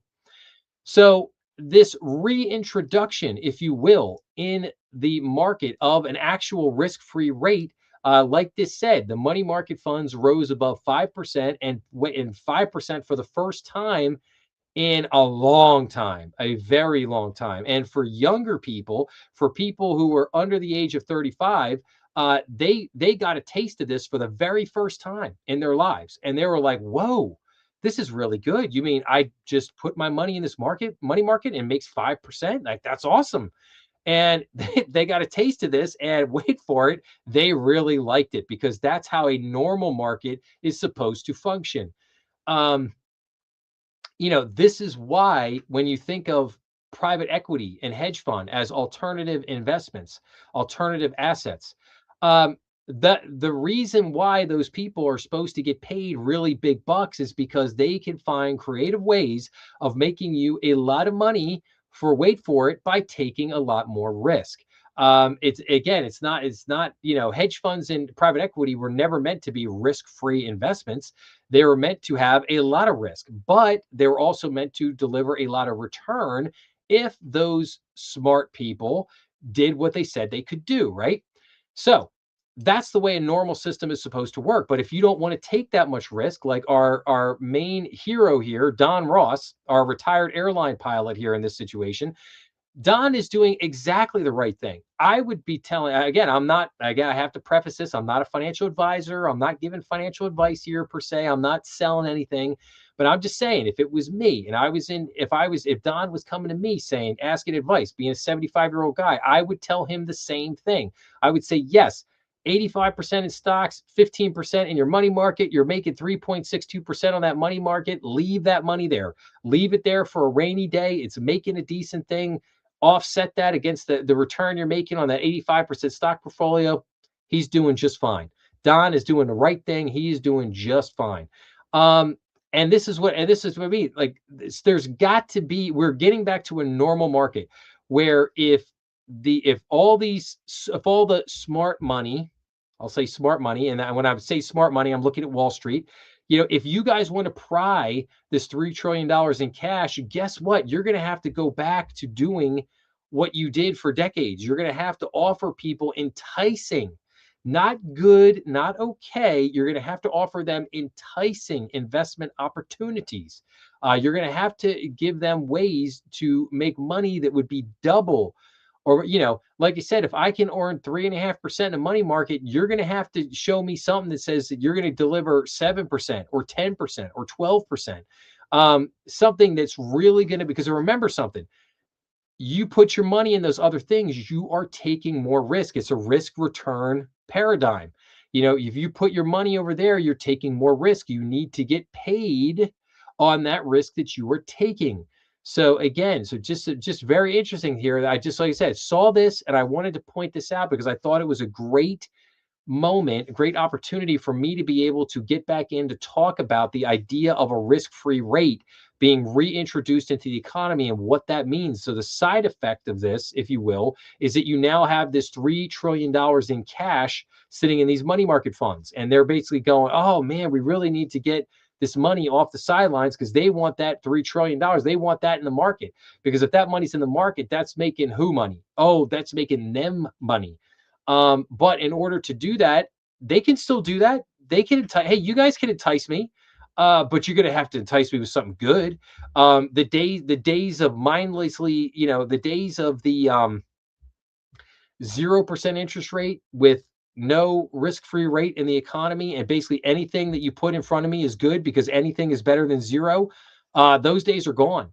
They're gone, and now we're back to risk-free rate in the economy. And yeah, you need to do something good. And now we're going to separate the men from the boys, so to speak, in a certain sense. Yeah, we're gonna see this separation now here in the next few years. Okay, as we're gonna find out who is really good and who is just lurching it along in some fashion. So, all right, I got to keep rolling here because I got a lot more to do here. Inflation. Oh, this is really interesting. So, tips. If anybody does not know, TIPS are Treasury inflation protected securities. So, inflation protection is on sale. So, while far from perfect, these government bonds look like a bargain, at least for the near term. So, investors are getting paid what seems like a lot to buy inflation protection for decades ahead. But longer term bonds also come with longer term risks. Treasury inflation protected securities, or TIPS, are government issued bonds that, in the simplest terms, pay a yield on top of the rate of inflation. In effect, they offer the protection that an investor's money can at least keep up with inflation, plus some extra. Some investors might say, you had me at inflation protection. What's more, the market isn't setting some enormous inflation hurdle. The yield on a 30-year nominal or regular treasury bond is over 5.2%. The 30-year TIPS is paying what is known as a real yield, or the rate on top of inflation, of around 3%. The difference is known as the break-even rate. A common way to look at these bonds is to say that as long as the rate of inflation is above that difference, or roughly 2.2%, TIPS will have outperformed an equivalent length regular bond at maturity. That hurdle might seem like a low bar to investors who are very worried about oil, fiscal deficits, artificial intelligence, or lots of other price pressures. But the further out you try to predict the future, the greater the uncertainty becomes. That makes shorter term TIPS a better option for most. So, like I said, the real yield on a 30-year US Treasury inflation protected security up right at 3% right now. So, um, ba, ba, ba, ba, ba. So let's go down here. So now so if you want, and again, I'm not going to do a whole spiel here on tips, but I wanted to show you I just wanted to bring this to your sale, and I wanted to show you this. Okay, so this is from the Treasury Direct website, right? So you might be saying to yourself, huh, tips sounds really interesting. How might I go about buying one of those tips, one of those bonds? Well, this is exactly how you buy it. You go to treasurydirect.gov. I have talked about this website in the past. This is a phenomenal website that's put out there by the government. So you can go right here on treasurydirect.gov. You create a little account, and then you could basically purchase a TIPS. Treasury inflation protected securities. They sell tips in terms of 5, 10, or 30 years. As the name implies, tips are set up to protect you against inflation. Unlike other treasury securities where the principal is fixed, the principal of a TIPS can go up or down over its term. When the TIPS matures, if the principal is higher than the original amount, you get the increased amount. If the principal is equal to or lower than the original amount, you get the original amount. So in other words, you can't lose what you're putting in, but you can get more if it does outperform. So, but let's see here just a second. So, interest is paid every 6 months until maturity. The minimum purchase amount is $100, and you have to buy in increments of 100. And the maximum purchase is 10 million. But basically 35% offering amount. That would be a competitive bid. So, and then you have the auction frequency on the 5-year tips is original issues in April and October, and it reopens in June and December. On the 10-year, original issuance is January and July. And on the 30-year tips, the original issuance is February, reopening in August. So you can look at the calendar there to see that. But yeah, that's basically how you would buy a TIPS or a Treasury inflation protected security is right here on treasurydirect.gov. And I want to go in. So this is the main website when you come in. So basically, like I said, you basically create a new account. And they have all kinds of stuff here. So you can go into savings bonds. You can basically buy a savings bond, gift a savings bond, cash in a bond. They get calculators. You could go to Treasury marketable securities. So you could buy Treasury bills, Treasury bonds, Treasury notes, tips, floating rate notes. You could buy what are called strips, forms of Treasury marketable securities that gives you information on auctions, about auctions, how the auctions work, upcoming auctions, laws and regulations, research center. Um, let's see here. Let me go to Treasury bonds for just a second. Yeah, and like I said, you could purchase all different kinds of bonds. I was actually looking for the I bonds. Maybe let's see here. Yeah, the Series EE. Hold on, I got to get off of that for a second. Yeah, Series EE or I savings bonds. Let's see here. But again, you could buy these on here. They were really good for a while. Like when inflation jumped on, I got some I savings bonds. The interest rate was 9%. 9%. So it's phenomenal, fantastic. So all right, but like I said, like I said, might be worth checking out tips if you have an interest. And like I said, you can buy them on treasurydirect.gov. So you can go on here and check those out. So all right, let's take a look at private credit for a minute here. So I had a couple of private credit articles here. So private credit is under growing strain. Despite the industry's upbeat tone, default rates are hitting recent highs, and internal reviews of loan health point to tougher times ahead, according to a Wall Street Journal analysis. So we have the usual suspects here in this chart. And let me see if maybe I can make this a little bit bigger here. Here we go. We got Ares, Blue Owl, Blackstone, Golub, and KKR. Basically, a Wall Street Journal analysis found private credit loan defaults at Ayers, Blackstone, Blue Owl, and Golub reached their highest since at least 2021. So, private credit is showing increasing signs of stress despite comments to a contrary from some of the largest fund managers that are trying to put a year of turmoil behind them. Recent quarterly reports from the funds overseen by the industry's big players showed that loan health and investor returns are worsening, according to an analysis by the Wall Street Journal. Among funds overseen by Ares Management, Blackstone, Blue Owl Capital, and Golub Capital, loan defaults touched their highest level since at least 2021. The fund's stocks trade on public exchanges, requiring them to regularly update shareholders on their investments. Blue Owl, Blackstone, and other investment firms have said fears gripping the relatively new market are overdone and that their loan portfolios are doing well. Some in the press have been saying, oh no, the sky is falling. And some of my peers at other firms have been saying that's nonsense. There's no problem, said David Golub, co-chief executive of Golub Capital. Neither of those is accurate. We are clearly in a credit cycle. It's not a particularly bad one, but there will be winners and losers. So let me get this straight for a minute. So we went from everything's fine, there's nothing to see here, no panic, to we are in a credit cycle, and it's not a particularly bad one, but there will be winners and losers. So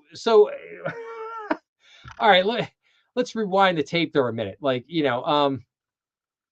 This is going back, this is like Rick James with Dave Chappelle, like I wouldn't stomp on I would stop on a man's couch with my muddy feet.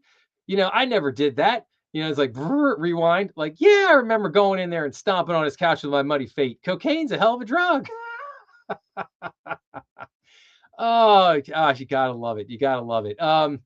Now why am I mentioning this to everybody right now? The reason why I'm mentioning it to it is because what did I cover last week? Last week, I covered the fact that a bunch of private credit executives have been canned in the last 2 months. Blackstone fired a bunch of their people. BlackRock fired a couple of their people. And these were CEOs of these funds. This wasn't the data analyst down at the end of the hall. This wasn't somebody in the filing room. These were the main operators of these funds getting canned.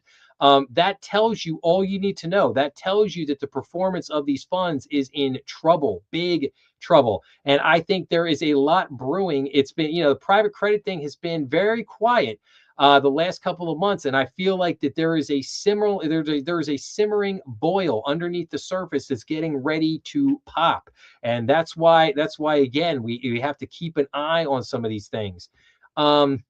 Private credit fund investment money from clients in high interest loans to heavily indebted companies, a strategy called direct lending. Until recently, the hefty returns the funds delivered made them one of the hottest flavors on Wall Street. Then investors grew alarmed by several high-profile defaults caused by alleged frauds and by loans made to software companies at risk of disruption by artificial intelligence. Many individuals who had been sold the funds asked for their money back. Fund managers such as Blue Owl, Blackstone, and KKR dismissed the pandemic as media hype, saying fund performance tells a different story. But we go down to the percentage of defaulted loans, and Blue Owl's fund hit 2.8% in the second quarter, its highest level in at least 5 years. Non-performing loans at the three other funds also hit 5-year highs, exceeding levels reached in 2023 when the Federal Reserve hiked interest rates, squeezing the finances of corporate borrowers and triggering a wide stock and bond market sell-off. So far, the bad loans are cropping up primarily in healthcare companies like dental service provider Affordable Care or businesses affected by higher oil prices, including plastic firm maker Loperix. The worry for analysts and fund managers is that defaults might spread to software companies, which make up 20% or more of the loans in many funds. Which default rates are rising? They remain below previous periods of heavy stress, such as the height of the COVID pandemic or the oil price crash in 2015. Losses could abate if interest rates decline and economic activity remains robust without pushing inflation higher. So yes, maybe. We'll see. Then we also have this. How liquid are private credit funds? It depends how you define liquidity. Private credit managers report the metric differently, with some using aggressive math to project strength. So, wealthy investors who piled into private credit funds have spent months trying to cash out of their shares and still can't. Fund managers have sought to reassure them by highlighting the vehicle's ample liquidity to meet redemptions and remain healthy. It would help if everyone could agree on what the word actually means. There is no standard definition that governs how funds report liquidity. Some calculate the metric aggressively to project strength, while others avoid citing a single headline figure to prevent conflating cash with credit lines.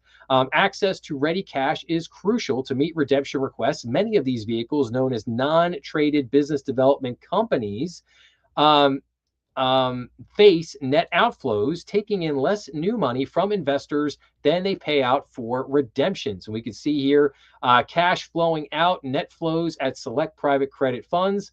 HLend, again, seeing money roll out the door here. OCIC, BCRED. Now, these are all just different private credit funds here that are just showing big, as we can see from the charts here, just showing big outflows. But again, this just gets back to the issue here of like, how liquid are these funds? Are they really liquid? Are they what they're telling us they're doing?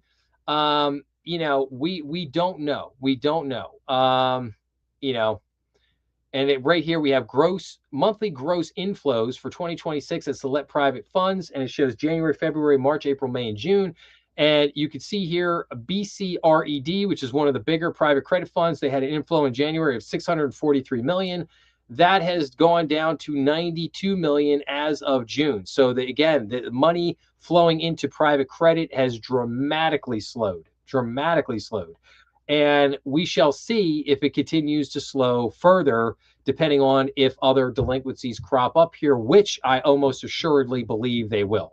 So again, that's kind of the price. So again, on the private credit fund, a private credit issue at the moment, what do we have here? We have delinquency rising, and it's worse than what we say. We have executives getting canned all over the place in the private credit world, and we have this question of liquidity. How liquid are these funds? And that really depends on who you talk to, the calculations that they use, how they present certain financials. So again, these are all things leading to a bad spot that we all, again, need to keep an eye on. We need to keep an eye on this stuff. So now, real quick here. So this also ties back into what I was just talking about a minute ago here with the wealth management. When I was doing this whole talk here on, wealth management has this $3 trillion of money sitting here, right? So let's play this out for a second. You have I don't know, you have a financial advisor comes to you. Financial advisor goes, "Hey, I got this great private credit fund over here. I think that you should invest in. This fund is called this fund here is called the BCRED fund, and it has annual returns of like 22%. It's fantastic. You should definitely put your money in that, right?" And you're going, "Well, I don't know. I got my money over here in this money market fund, and it's making 3.49%. It's pretty safe. I'm pretty happy with it."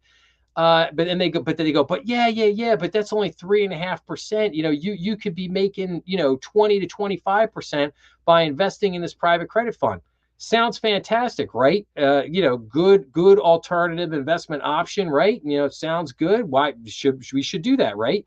Well, again, this comes back to the idea of you got to do your homework. You got to look at this stuff and basically say, okay, what is the risk that I'm taking on here? A lot of people have put their money into these private credit funds and they want to get them out and they can't. They're stuck. That's the point, is that, when you go for the bigger returns, you go for the bigger dollars, you lock. This is why these are called alternative investments. You get your money locked into these funds and then you can't get it out. And you might be along for whatever losses they sustain. You might be along for the ride. Could end up being way worse than if you had just stayed in that money market fund making that 3.5%. So again, risk reward. Just, they are things to think about, particularly as you are managing your personal finances. So All right. Now, all right, let's jump into the AI conversation here. I just want to make sure I was starting on the right thing here. So this is wild. Okay, now I got a whole bunch of articles here on the AI conversation. I want to go through a bunch of stuff here. Now, I want to go through what I started talking about at the very beginning. Now, I start at the very beginning of the live stream here today. I said, what are the seven major items going on in the AI world? So here they are again. Number one, AI price war. Okay, you have pressure from China's AI models and chips, and also Anthropic got busted, which we're going to see here in just a second. Number two is the AI, just the havoc, AI havoc. We're going to see here in a second. Here, you've got Meta, OpenAI, Anthropic. You got their AIs running wild. Hacking in sites, doing all kinds of crazy things they shouldn't be doing. That has brought forth number three, the idea of government oversight, government regulation. I do believe there actually should be guardrails around this. One of um, Google's main AI people, he basically stepped down because a couple months before he stepped down, he was over at the government with the White House, basically saying, "Yeah, we should have rails around AI. We need protections around AI." And then lo and behold, 3 months later, he's out. He stepped down. Yeah, okay. Yeah, he stepped down because they were like, "What in the world are you doing over there at the White House, man? We don't want regulation. We don't want oversight." Number four, data center pushback. Number five, AI circulatory financing ring. We're going to talk about that here in just a second. The cost of chips. This directly involves NVIDIA and OpenAI. Number six, AI IPOs with OpenAI and Anthropic, the race to get these IPOs done before this whole AI bubble blows up in their face. Number seven, accounting and employees. OpenAI and Anthropic. Okay. One of the arguments you're going to hear out there is, oh, Anthropic is actually profitable. They're making money. Really? Are they? Yeah, I don't think so.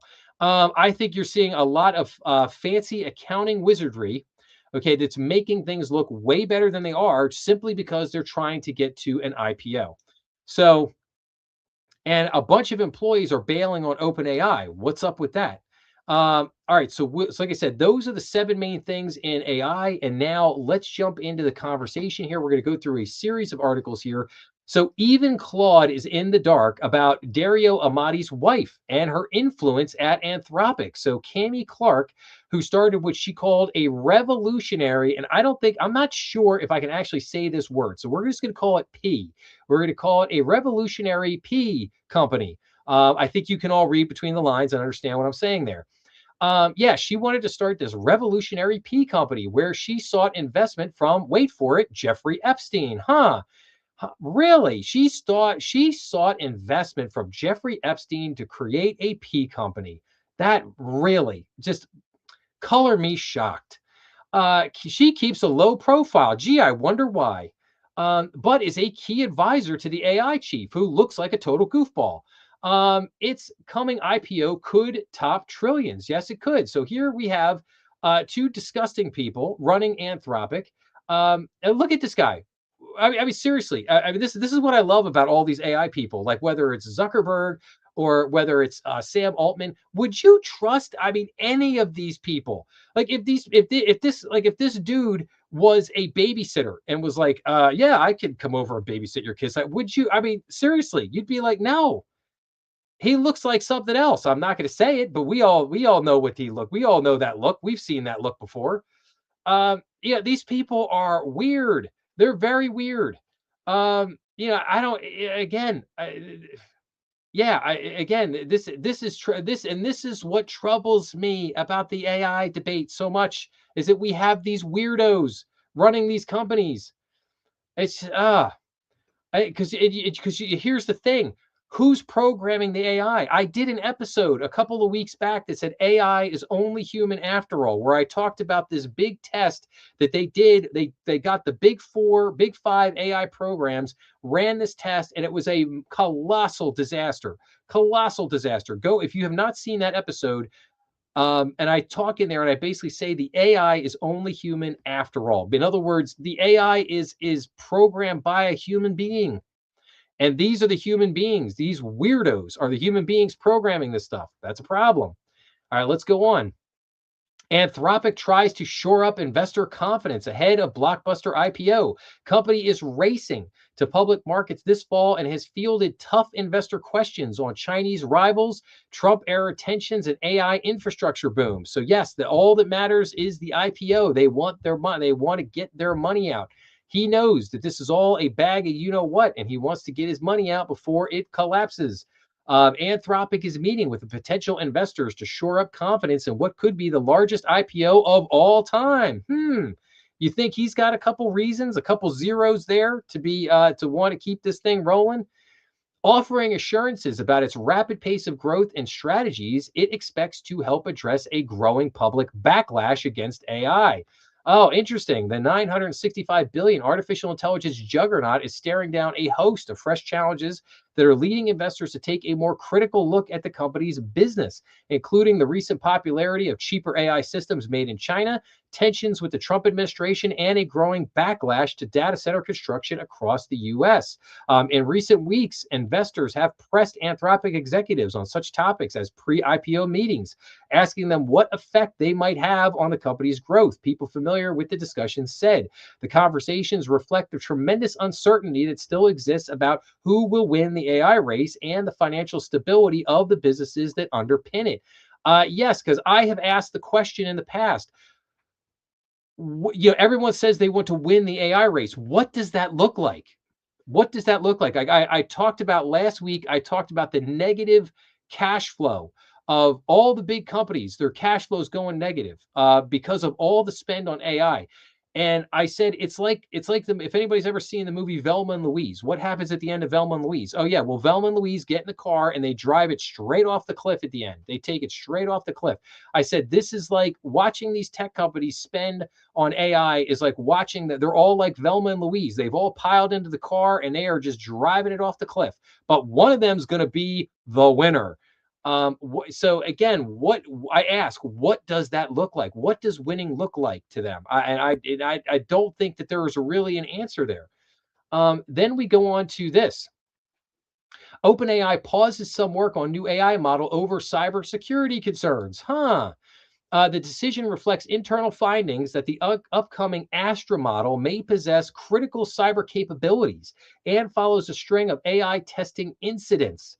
OpenAI is pausing some activities involving an upcoming artificial intelligence model, Astra, after internal evaluations led the company to conclude it cannot rule out critical cyber capabilities, the company said in a blog post on Friday.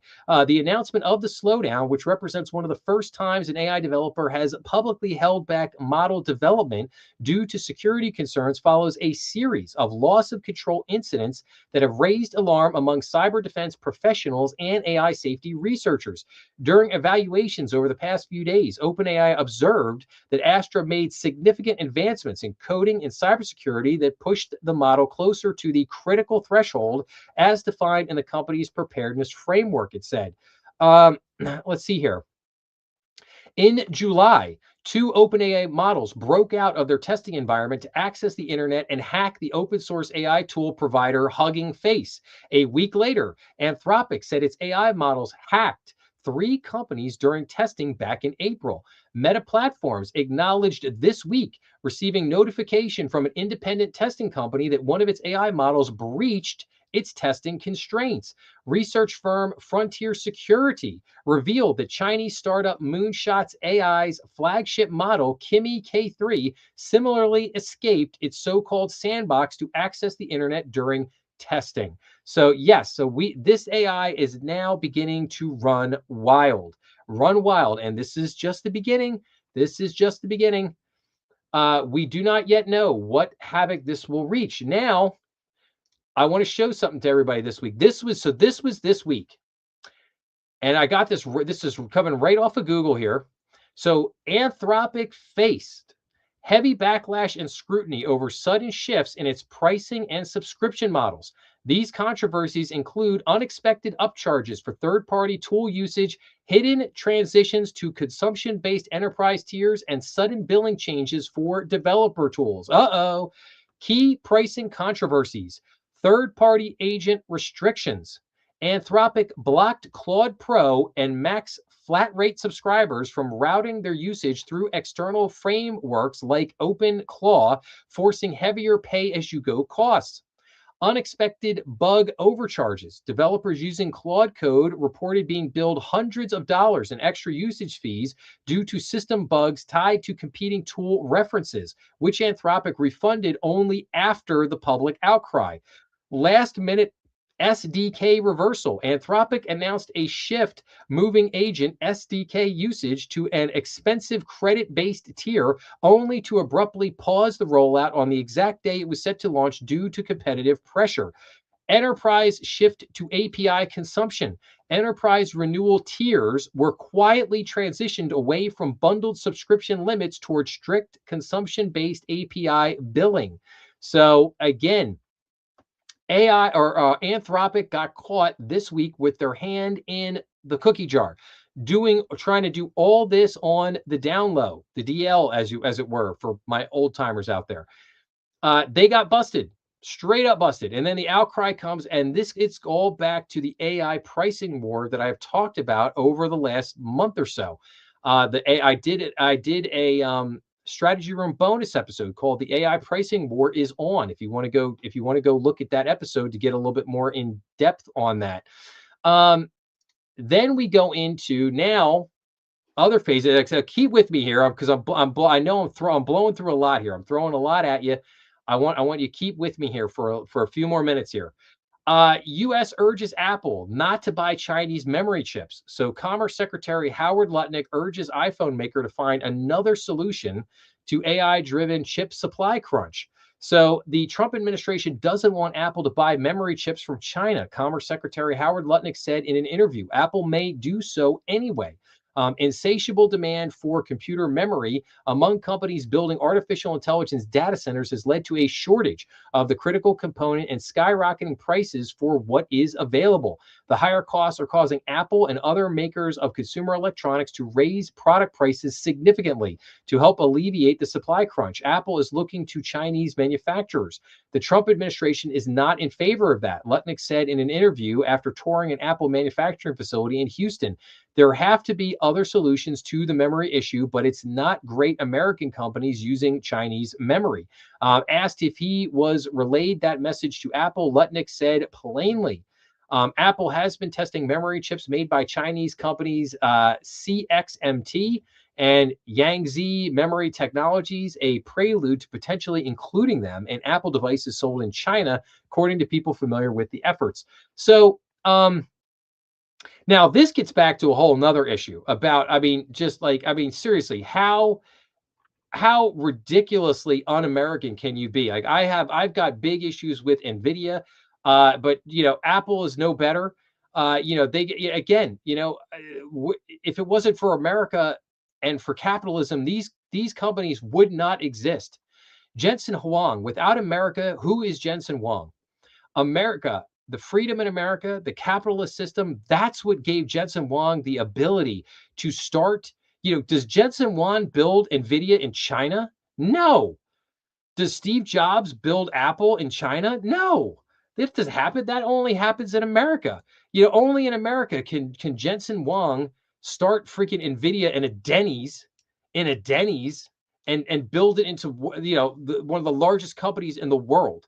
That only happens here in the good old US of A. That doesn't happen in China. Like, please. And yet the minute Uncle Sam comes knocking on the door and says, "Hey guys, could you guys kind of do us a solid by not, shafting the American people because this is kind of coming a little bit of a national security issue."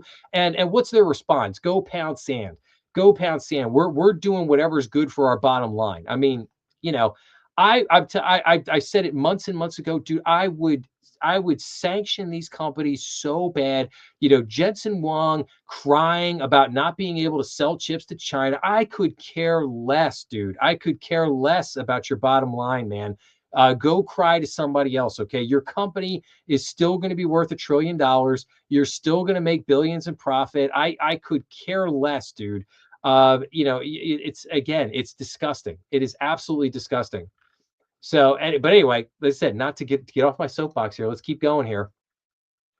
So now the circular finance part of this topic here. Okay, this was big news this week. Why Wall Street and Nvidia are building an exotic money pipeline for the AI boom. Exotic money, not circular, not a circular financial ring.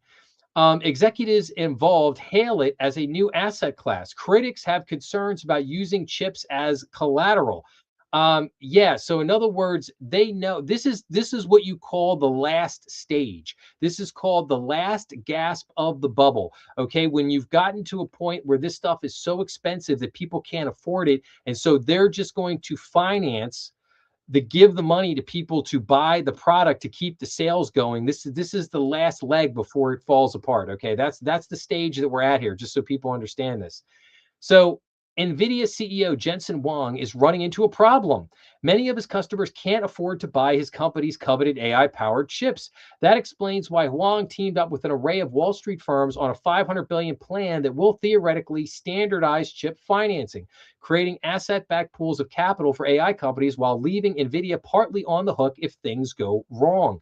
Executives involved in the strategic partnership Huang unveiled this week with Apollo Global Management, BlackRock, Blackstone, Brookfield Asset Management, Goldman Sachs, KKR, everybody under the sun tout the effort as the launch of a new asset class akin to the securitization of everything from airplanes to credit cards to mortgages. To critics, it is a system that will cover up weaknesses in some corners of the AI marketplace. Yeah, you better believe that. The concern isn't about tech heavyweights. Oh, it's not? It's not? With fortress balance sheets. Instead, it is about the many smaller AI labs, cloud companies, and enterprises that have ravenous demand for NVIDIA chips but face high interest rates if they want to finance purchases of them. The AI boom and NVIDIA financial momentum can't keep up at this blistering pace unless those kinds of companies get the hardware they need. So again, like I said, the boom is about to fall. It's about to run out of steam. And now they got it now, and Nvidia knows this. Jensen Huang knows this. So now he's racing to Wall Street. Now, he said he was going to create this kind of $500 billion financing package. I want you to remember that because we're going to see something here next that you're going to see a very important thing on that next. Now, it will be up to Wall Street to convince debt investors of the merits of the new financing plan. No money has been raised yet under the new partnership. The goal is to sell public and private debt to pension funds. Oh, really? To pension funds, insurers, and sovereign wealth funds, many others, and use the proceeds to establish dedicated platforms that can swing into action and finance AI chip deals. One challenge: the chips powering data centers become obsolete over time as the technology advances. Yes, about every 18 months, as a matter of fact. So if you're financing these things for longer than 18 months, you've got a problem. But I mean, just the fact that they want to saddle this stuff with pension funds, with insurers, I mean, okay, sovereign wealth funds, whatever. But I mean, the pension funds and the insurers, like the insurers are already up to their neck in private credit. I've talked about that. They're already up to their neck in private credit. But now you want to saddle this into pension funds. So what? When it blows up, you put John Q. taxpayer on the hook. Is that the idea here? So anyway, okay. So now let's look at a couple things here. What happened here? All right, hang on. All right, let's refresh this for a second. All right, I'm going to go here. All right, I want to go to my financial stuff. Okay, because there's a couple of different posts here I want to show you. First one up here is this one.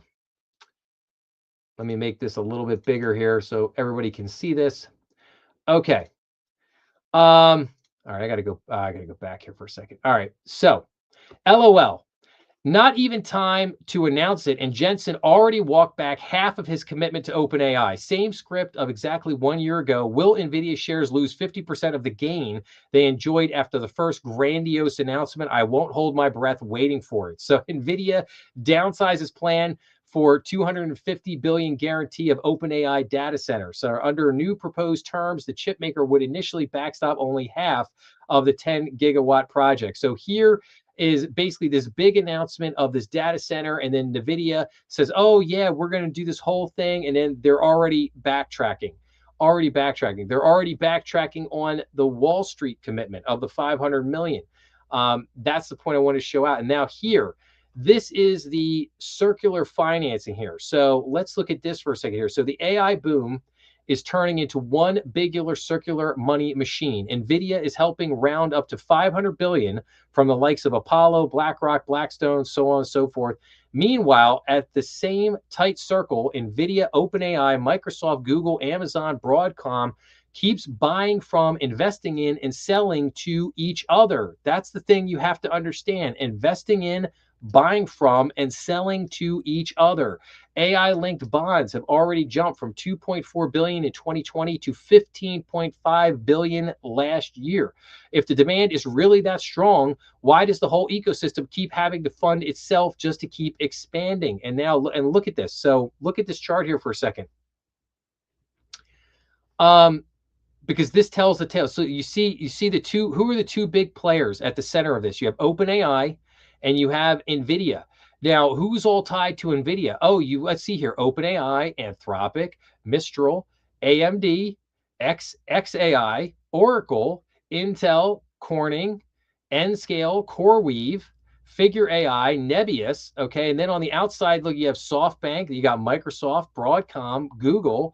And look at the arrows. Where are the arrows pointing? The arrows all going around in a circular fashion, and then all going back over here to Amazon. And now look at this. Nvidia, 5 trillion. Okay, you got AMD at 800 billion, Oracle 609 billion, Intel 554 billion, OpenAI 852 billion, Anthropic 965 billion. So again, these OpenAI and Anthropic, they are tied in with Nvidia, just as Nvidia is tied into them. And that's what I mean here by this circuit. And this is a great graphic here, basically showing the circular nature of all the AI deals. This is one of the big things that I wanted to point out. Now let's go back here for us. So this is the circular financing that is becoming a major problem. Now let's take a look at OpenAI here for a second.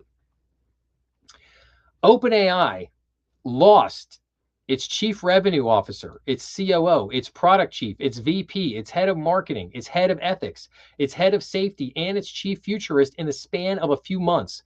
The CRO, Denise Dresser, left after 8 months and walked away from what would have been a huge IPO payout. OpenAI is valued at 852 billion and filed its IPO paperwork in June. Investors told CNBC they were surprised by Dresser's exit. So why would you do now? Now think about this. You know, who is exposed to OpenAI? So Nvidia just offered to guarantee 120 billion of OpenAI's data center and is negotiating a separate 350 billion chip deal on top of it. Oracle bet its whole AI capex strategy on a 300 billion compute contract with OpenAI. Microsoft has poured tens of billions in. If the executives who had the closest view of OpenAI's revenue and operations didn't trust the company enough to wait for their IPO shares, I think that's a question Nvidia's investors, Oracle's investors, and Microsoft shareholders should be asking too. A lot of the AI build out we've covered this year runs through OpenAI, and the people who ran OpenAI's business just walked out the door. So what is his take here on these people leaving? My take, meaning the person who posted this: people leave companies all the time, but they don't usually leave right before the biggest payday of their career. Dresser came in from Salesforce in December, huge company, took on expanded responsibilities in April and quit in August with the IPO only months away. Why would you leave? Whatever she saw from the inside, the revenue operation convinced her the payout wasn't worth staying for. Lightcap was there 8 years and left the same week. These aren't junior employees cashing out early. These are the people who ran the business side and they chose to leave. What does that tell you? That tells you that there is something seriously amiss with the accounting in this company. Seriously amiss. Why would you leave? I mean, it's an $852 billion company that's about to have one of the largest IPOs in the history of the market. Why would you leave? You might, as one of the chief executives, I don't know, you might become a billionaire. Who knows? But you're at the very least, you're going to be worth hundreds of millions of dollars. So why would you leave right before the IPO hits? That this tells you that something is not right under the surface here. Something is not right. This dude has got some serious things going on here. Not to mention the fact that every time this guy gets up to do an interview, all kinds of crazy things start coming out of his mouth about basically the AI terror hell that he wants to unleash upon the world, which should have everybody nervous to begin with. But then, like I said, the circular financing here, Nvidia, coming out with these elaborate, like, oh, we're going to finance this and we're going to finance that, and then backing off after their stock sees a pop, of course. And then let's take a look at a couple of things real quick. So I have three articles here, and because I want to show you how this is all again tied together. So Cisco reports sharp jump in profit as AI orders roll in. Really? AI orders rolling. Customers know that if they pause or slow down, they run the risk of being way behind. Interesting.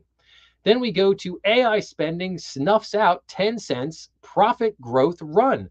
The Chinese company said it is more than doubling AI spending this year. Another AI spending off the charts, running the company into ruin. CoreWeave stock surge gives the AI trade a boost. The cloud computing company stock jumped 19% and lifted other shares tied to the artificial intelligence build out. They're all buying and selling and financing each other. That's the whole point here. And these are all articles from the Wall Street Journal. This tells you the tape and again, if you look at one of these things by itself, what does it really tell you? Not much. But you have to look at all these things together. When you start looking at this, you're just like, oh, Cisco sees a sharp jump in profit due to AI orders rolling. Oh, Tencent's profit went down because of all their AI spending. Oh, CoreWeave stock surges because gives the AI trade a boost. Their cloud computing is really doing great. And then you go back to the chart here, and again you see the circular nature of all this. You see what is happening here. Nvidia has accounting problems because, in other words, okay, so it goes like this. I'm buying chips from Nvidia, right? And then Nvidia, and I go to Nvidia and I go, man, listen, I bought $50 billion worth of chips and I'm tapped out, dude. I can't afford to buy anymore. And Nvidia goes, no problem. Here's what we're going to do. We are going to finance your receivables. Okay. We're going to give you $100 billion, and then you're going to take that $100 billion and you're going to immediately place an order with us for another $100 billion in product. And we will give that to you at very favorable terms. That's a big no-no.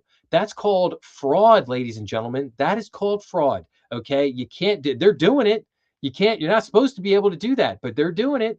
And that is what is ultimately happening here. And so, and they're all, again, they all have to, this is the last leg of the bubble, if you will. This is the last leg of the AI bubble. Is this, oh, now we're financing everything right before this thing blows up. And when this thing will blow up, they'll keep this going until OpenAI and Anthropic, until they could get their IPOs. And then after they got their IPOs, this is all going to go to crap. I hate to say it, but you don't want to say I guarantee it, but yeah, that's there. All right. All right. So let's see here. A couple more things just to wrap up real quick. I just want to touch on something. So here we have Bank of America to deploy $250 billion to bolster AI and energy infrastructure. The bank joins rivals that are rolling out pledges to back investments in U.S. critical industries. So, like I said, you had J.P. Morgan Chase, who basically said, "Oh yeah, we're going to get on the housing train, and we're going to help out with that." A Morgan Stanley said that it would facilitate its own $1.5 trillion infrastructure initiative that will focus on innovation platforms and strategic industries. JP Morgan announced the bank would use its own capital to invest directly in companies it is defined as critical to national security and economic self-sufficiency. Bank of America said its initiative will target key infrastructure behind the artificial intelligence boom, such as data centers and semiconductors, as well as hardware, chips, and equipment. It will also cover conventional and renewable power generation and energy storage, in addition to core infrastructure such as transportation, natural gas, water systems, and critical minerals. So this is all great. But we'll see. We'll see how that all plays out. Now we get into JP Morgan ended banking relationship with Polymarket over regulatory concerns. The move comes as questions about prediction markets and debanking are swirling. So JP Morgan Chase ended its banking relationship with prediction market Polymarket last October over regulatory concerns, according to people familiar with the matter. The move adds fuel to fights in Washington over debanking and growing nationwide scrutiny of prediction markets business practices, though the bank still maintains some ties to Polymarket and other prediction market companies. So, all right, so we'll keep an eye. Not surprising, not surprising at all. But like I said, we'll keep an eye on that one.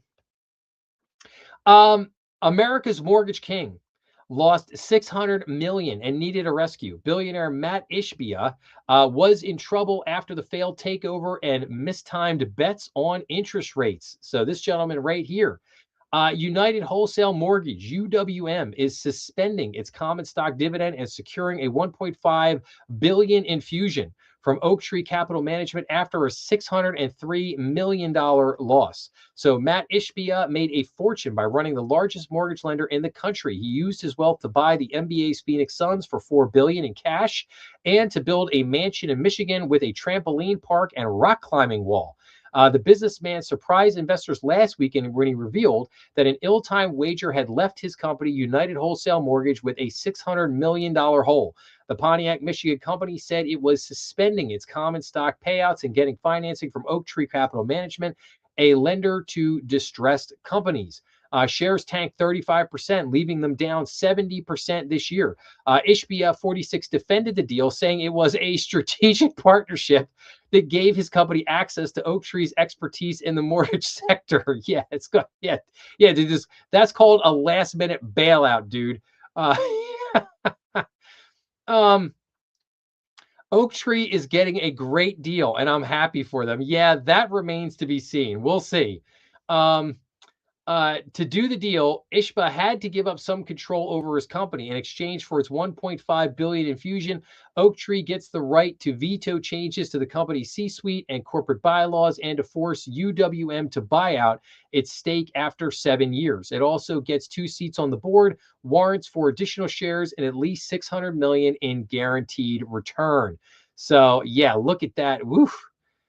Look at that share price, man. Wow.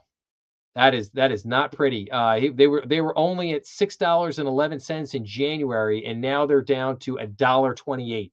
Ugh, that's ugly, baby. That is ugly. All right, we're gonna keep an eye on this one, man. But I would not be surprised if UWM Mortgage. I would not be surprised if their problems are not yet over. All right, I'm kind of running out of time here on this one. I might come back to this next week because this was just too good. The Cracker Barrel CEO was plotting a turnaround but opened the door to her own exit. Julie Masino quietly blessed efforts to find her successor as she publicly charted a path out of a controversial rebranding. You could say that. Yeah, you could say that. Yeah, this was a disaster for Cracker Barrel, an absolute disaster. Julie Masino was a disaster for Cracker Barrel. But again, I think some of the inner workings, the inner politics, I think were interesting about. That's why I wanted to talk about this story. So like I said, I'll need a few minutes to kind of get into that. So I'll save that for next time. So, okay, let's dip in on Mamdani here in New York for a second. So Mamdani is shunning New York business leaders who are used to calling the shots. The mayor fired corporate leaders from a city's fund advisory board, the latest sign that he is changing how executives access City Hall. Then we go to the PID-A-Pierre tax notices are going out to New Yorkers with homes in trusts. The city is casting a wide net, some say too wide, to find owners who owe the new property tax on the second homes. Interesting. So he rolled out this list of like 900,000 people that basically the PATRI tax is aimed at homes valued at 5 million or more, and co-ops and condos valued at 1 million or more where the owner isn't a primary resident. It may also apply to some properties owned by trusts or LLCs, even if a beneficiary or member is a primary resident. Yeah, so now this has caused a big stink because all of the rich Democrats in New York are basically going, well, wait a minute. When I said I wanted you to change things, I wasn't talking about me. And so now we go into, wait for it, Mamdami's honeymoon with New York is over. New York City mayor faces messy rollout of Pied-à-terre tax and frayed relations with local politicians. You don't say. You don't say. Oh, you mean they found out that this communist jihadist is a problem and is going to be a major problem for their city? Um, this guy was brought into New York to wreck New York, okay? Just like Sadiq Khan was brought in to wreck London, this clown was brought in to wreck New York. Period. End of story. And it is an embarrassment to the city of New York that this clown is there running the city. And that's all I'm going to say to that. And for anybody who said they couldn't see this disaster coming, yeah, you could have seen this disaster coming a mile away. And believe me, it's going to get a million times worse with this moron before it gets better. So, all right. And then my last thing, and this has got to go to the coddling of the year. University of Michigan drops first semester grades to curb mental health crisis. A pilot program aims to ease pressure on freshmen and help them adjust to the demands of college. So they're going to roll out this program basically starting in the fall of 2027, so next year. So instead of a letter grade, first semester transcripts will show pass or no credit. The program is designed to help students acclimate to the demands of college and allow intrinsic motivations to guide personally meaningful academic journeys. Oh, oh gosh, I can't take it. I can't take it. What I mean, seriously, what is with the coddling of these college students? I mean, it's just what is with the coddling here? You know, if you can't take the heat, get out of the kitchen. Why are you going to college? If you can't work hard and get good grades, what are you doing? Like, what are you doing?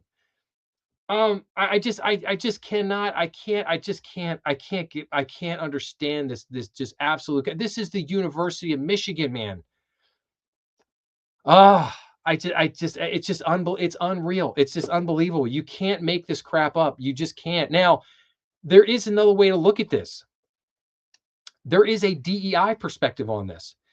In other words, did you bring in a bunch of unqualified students who shouldn't be there in the first place? And now you realize this has dawned on you, and now you have to try to come up with some way to like, okay, we got to kind of, move them along somehow without failing them all out because they can't read and write and do basic math and all this other stuff. Oh, you know what? Here's what we're going to do. We're going to do a pass or no credit instead of a letter grade. That's what we'll do. Like, I mean, it's just it just colleges are a mess. They are a mess. I can't. All right. That's it. All right. Well, that's all I got for everybody this week. So now we're going to go into wrap up mode here. I'm going to get my story of the week up here. I'm going to get my quote of the week up here. But before I do that, I want to get into my items at the end of the live stream. Let's see here. I need to get my banners up for a second. So, all right. If you are listening on Apple, Spotify, or Apple Podcast, Apple Podcast or Spotify, please leave me a review. I could really use the positive reviews. That would really, really help. So if you're listening on Apple Podcast or Spotify, please leave a review. That would really help me out. Please make sure to check out the bankernextdoor.com. The website has got a lot of great stuff on it. More good stuff to come in the future. So make sure to check out the website. Make sure to subscribe on YouTube. If you want the latest and greatest announcements from me, like if there's any changes to the timing of Strategy Room, what we're going to cover on Strategy Room, the episodes I have coming out for the week, anything like that, I post all those stuff up on YouTube. So if you want the latest and greatest, give me a follow on YouTube so you can follow along. If you have any comments, questions, or topic recommendations, you can send them to info@thebankernextdoor.com. Make sure you can follow me on social media. I am on Getter, X, and True Social. I will say I spend the most of my time on X, but you can follow me on there. Please remember that BND is the Banker Next Door is on YouTube, Rumble, and all major podcast platforms. New episodes come out every week, Monday through Friday at 12 noon. And the BND Strategy Room live stream is every Saturday night at 8 p.m. on YouTube. Soon to come to other platforms. Yes, coming in. So, okay, now let's get to our story of the week. So, last couple of weeks, I did direct public offerings and then I did IPO lockup. Now we're going to do secondary offerings. So a secondary offering is the sale of a new or closely held shares by a company that has already made an initial public offering or IPO. There are two types of secondary offerings. A non-dilutive secondary offering is a sale of securities in which one or more major shareholders in a company sell all or a large portion of their holdings. The proceeds from the sale are paid to the stockholders that sell their shares. Meanwhile, a dilutive secondary offering involves creating new shares and offering them for public sale. Secondary offerings are sometimes referred to as follow-on offerings or follow-on public offerings, known as FPOs. Some of the time, investors do not like this because the original investors can become diluted on a secondary offering. So that is our story of the week, secondary offerings. And now I will go to our quote of the week. And our quote to the week comes to us from President Abraham Lincoln. And it goes like this: "Force is all conquering, but its victories are short lived." So, in other words, let's look at that from a corporate perspective for a moment.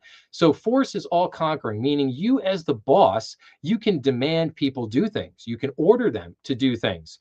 But those victories can be very short lived. You may get what you want at the moment, but you may do it at the expense of perhaps ruining that employee or ruining the corporate culture by undermining individual employees' trust in you as a manager and a leader. So, again, great quote from Abraham Lincoln: "Force is all conquering, but its victories are short lived." So, that is our quote of the week. So, all right.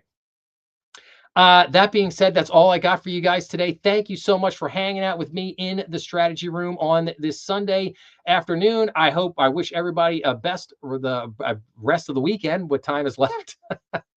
But new episodes coming out this week. Check them out. I will be back next Saturday night, 8 p.m., back at the normal time frame on the normal day for Strategy Room. So until then, have a great day out there, and I will see everybody again real soon.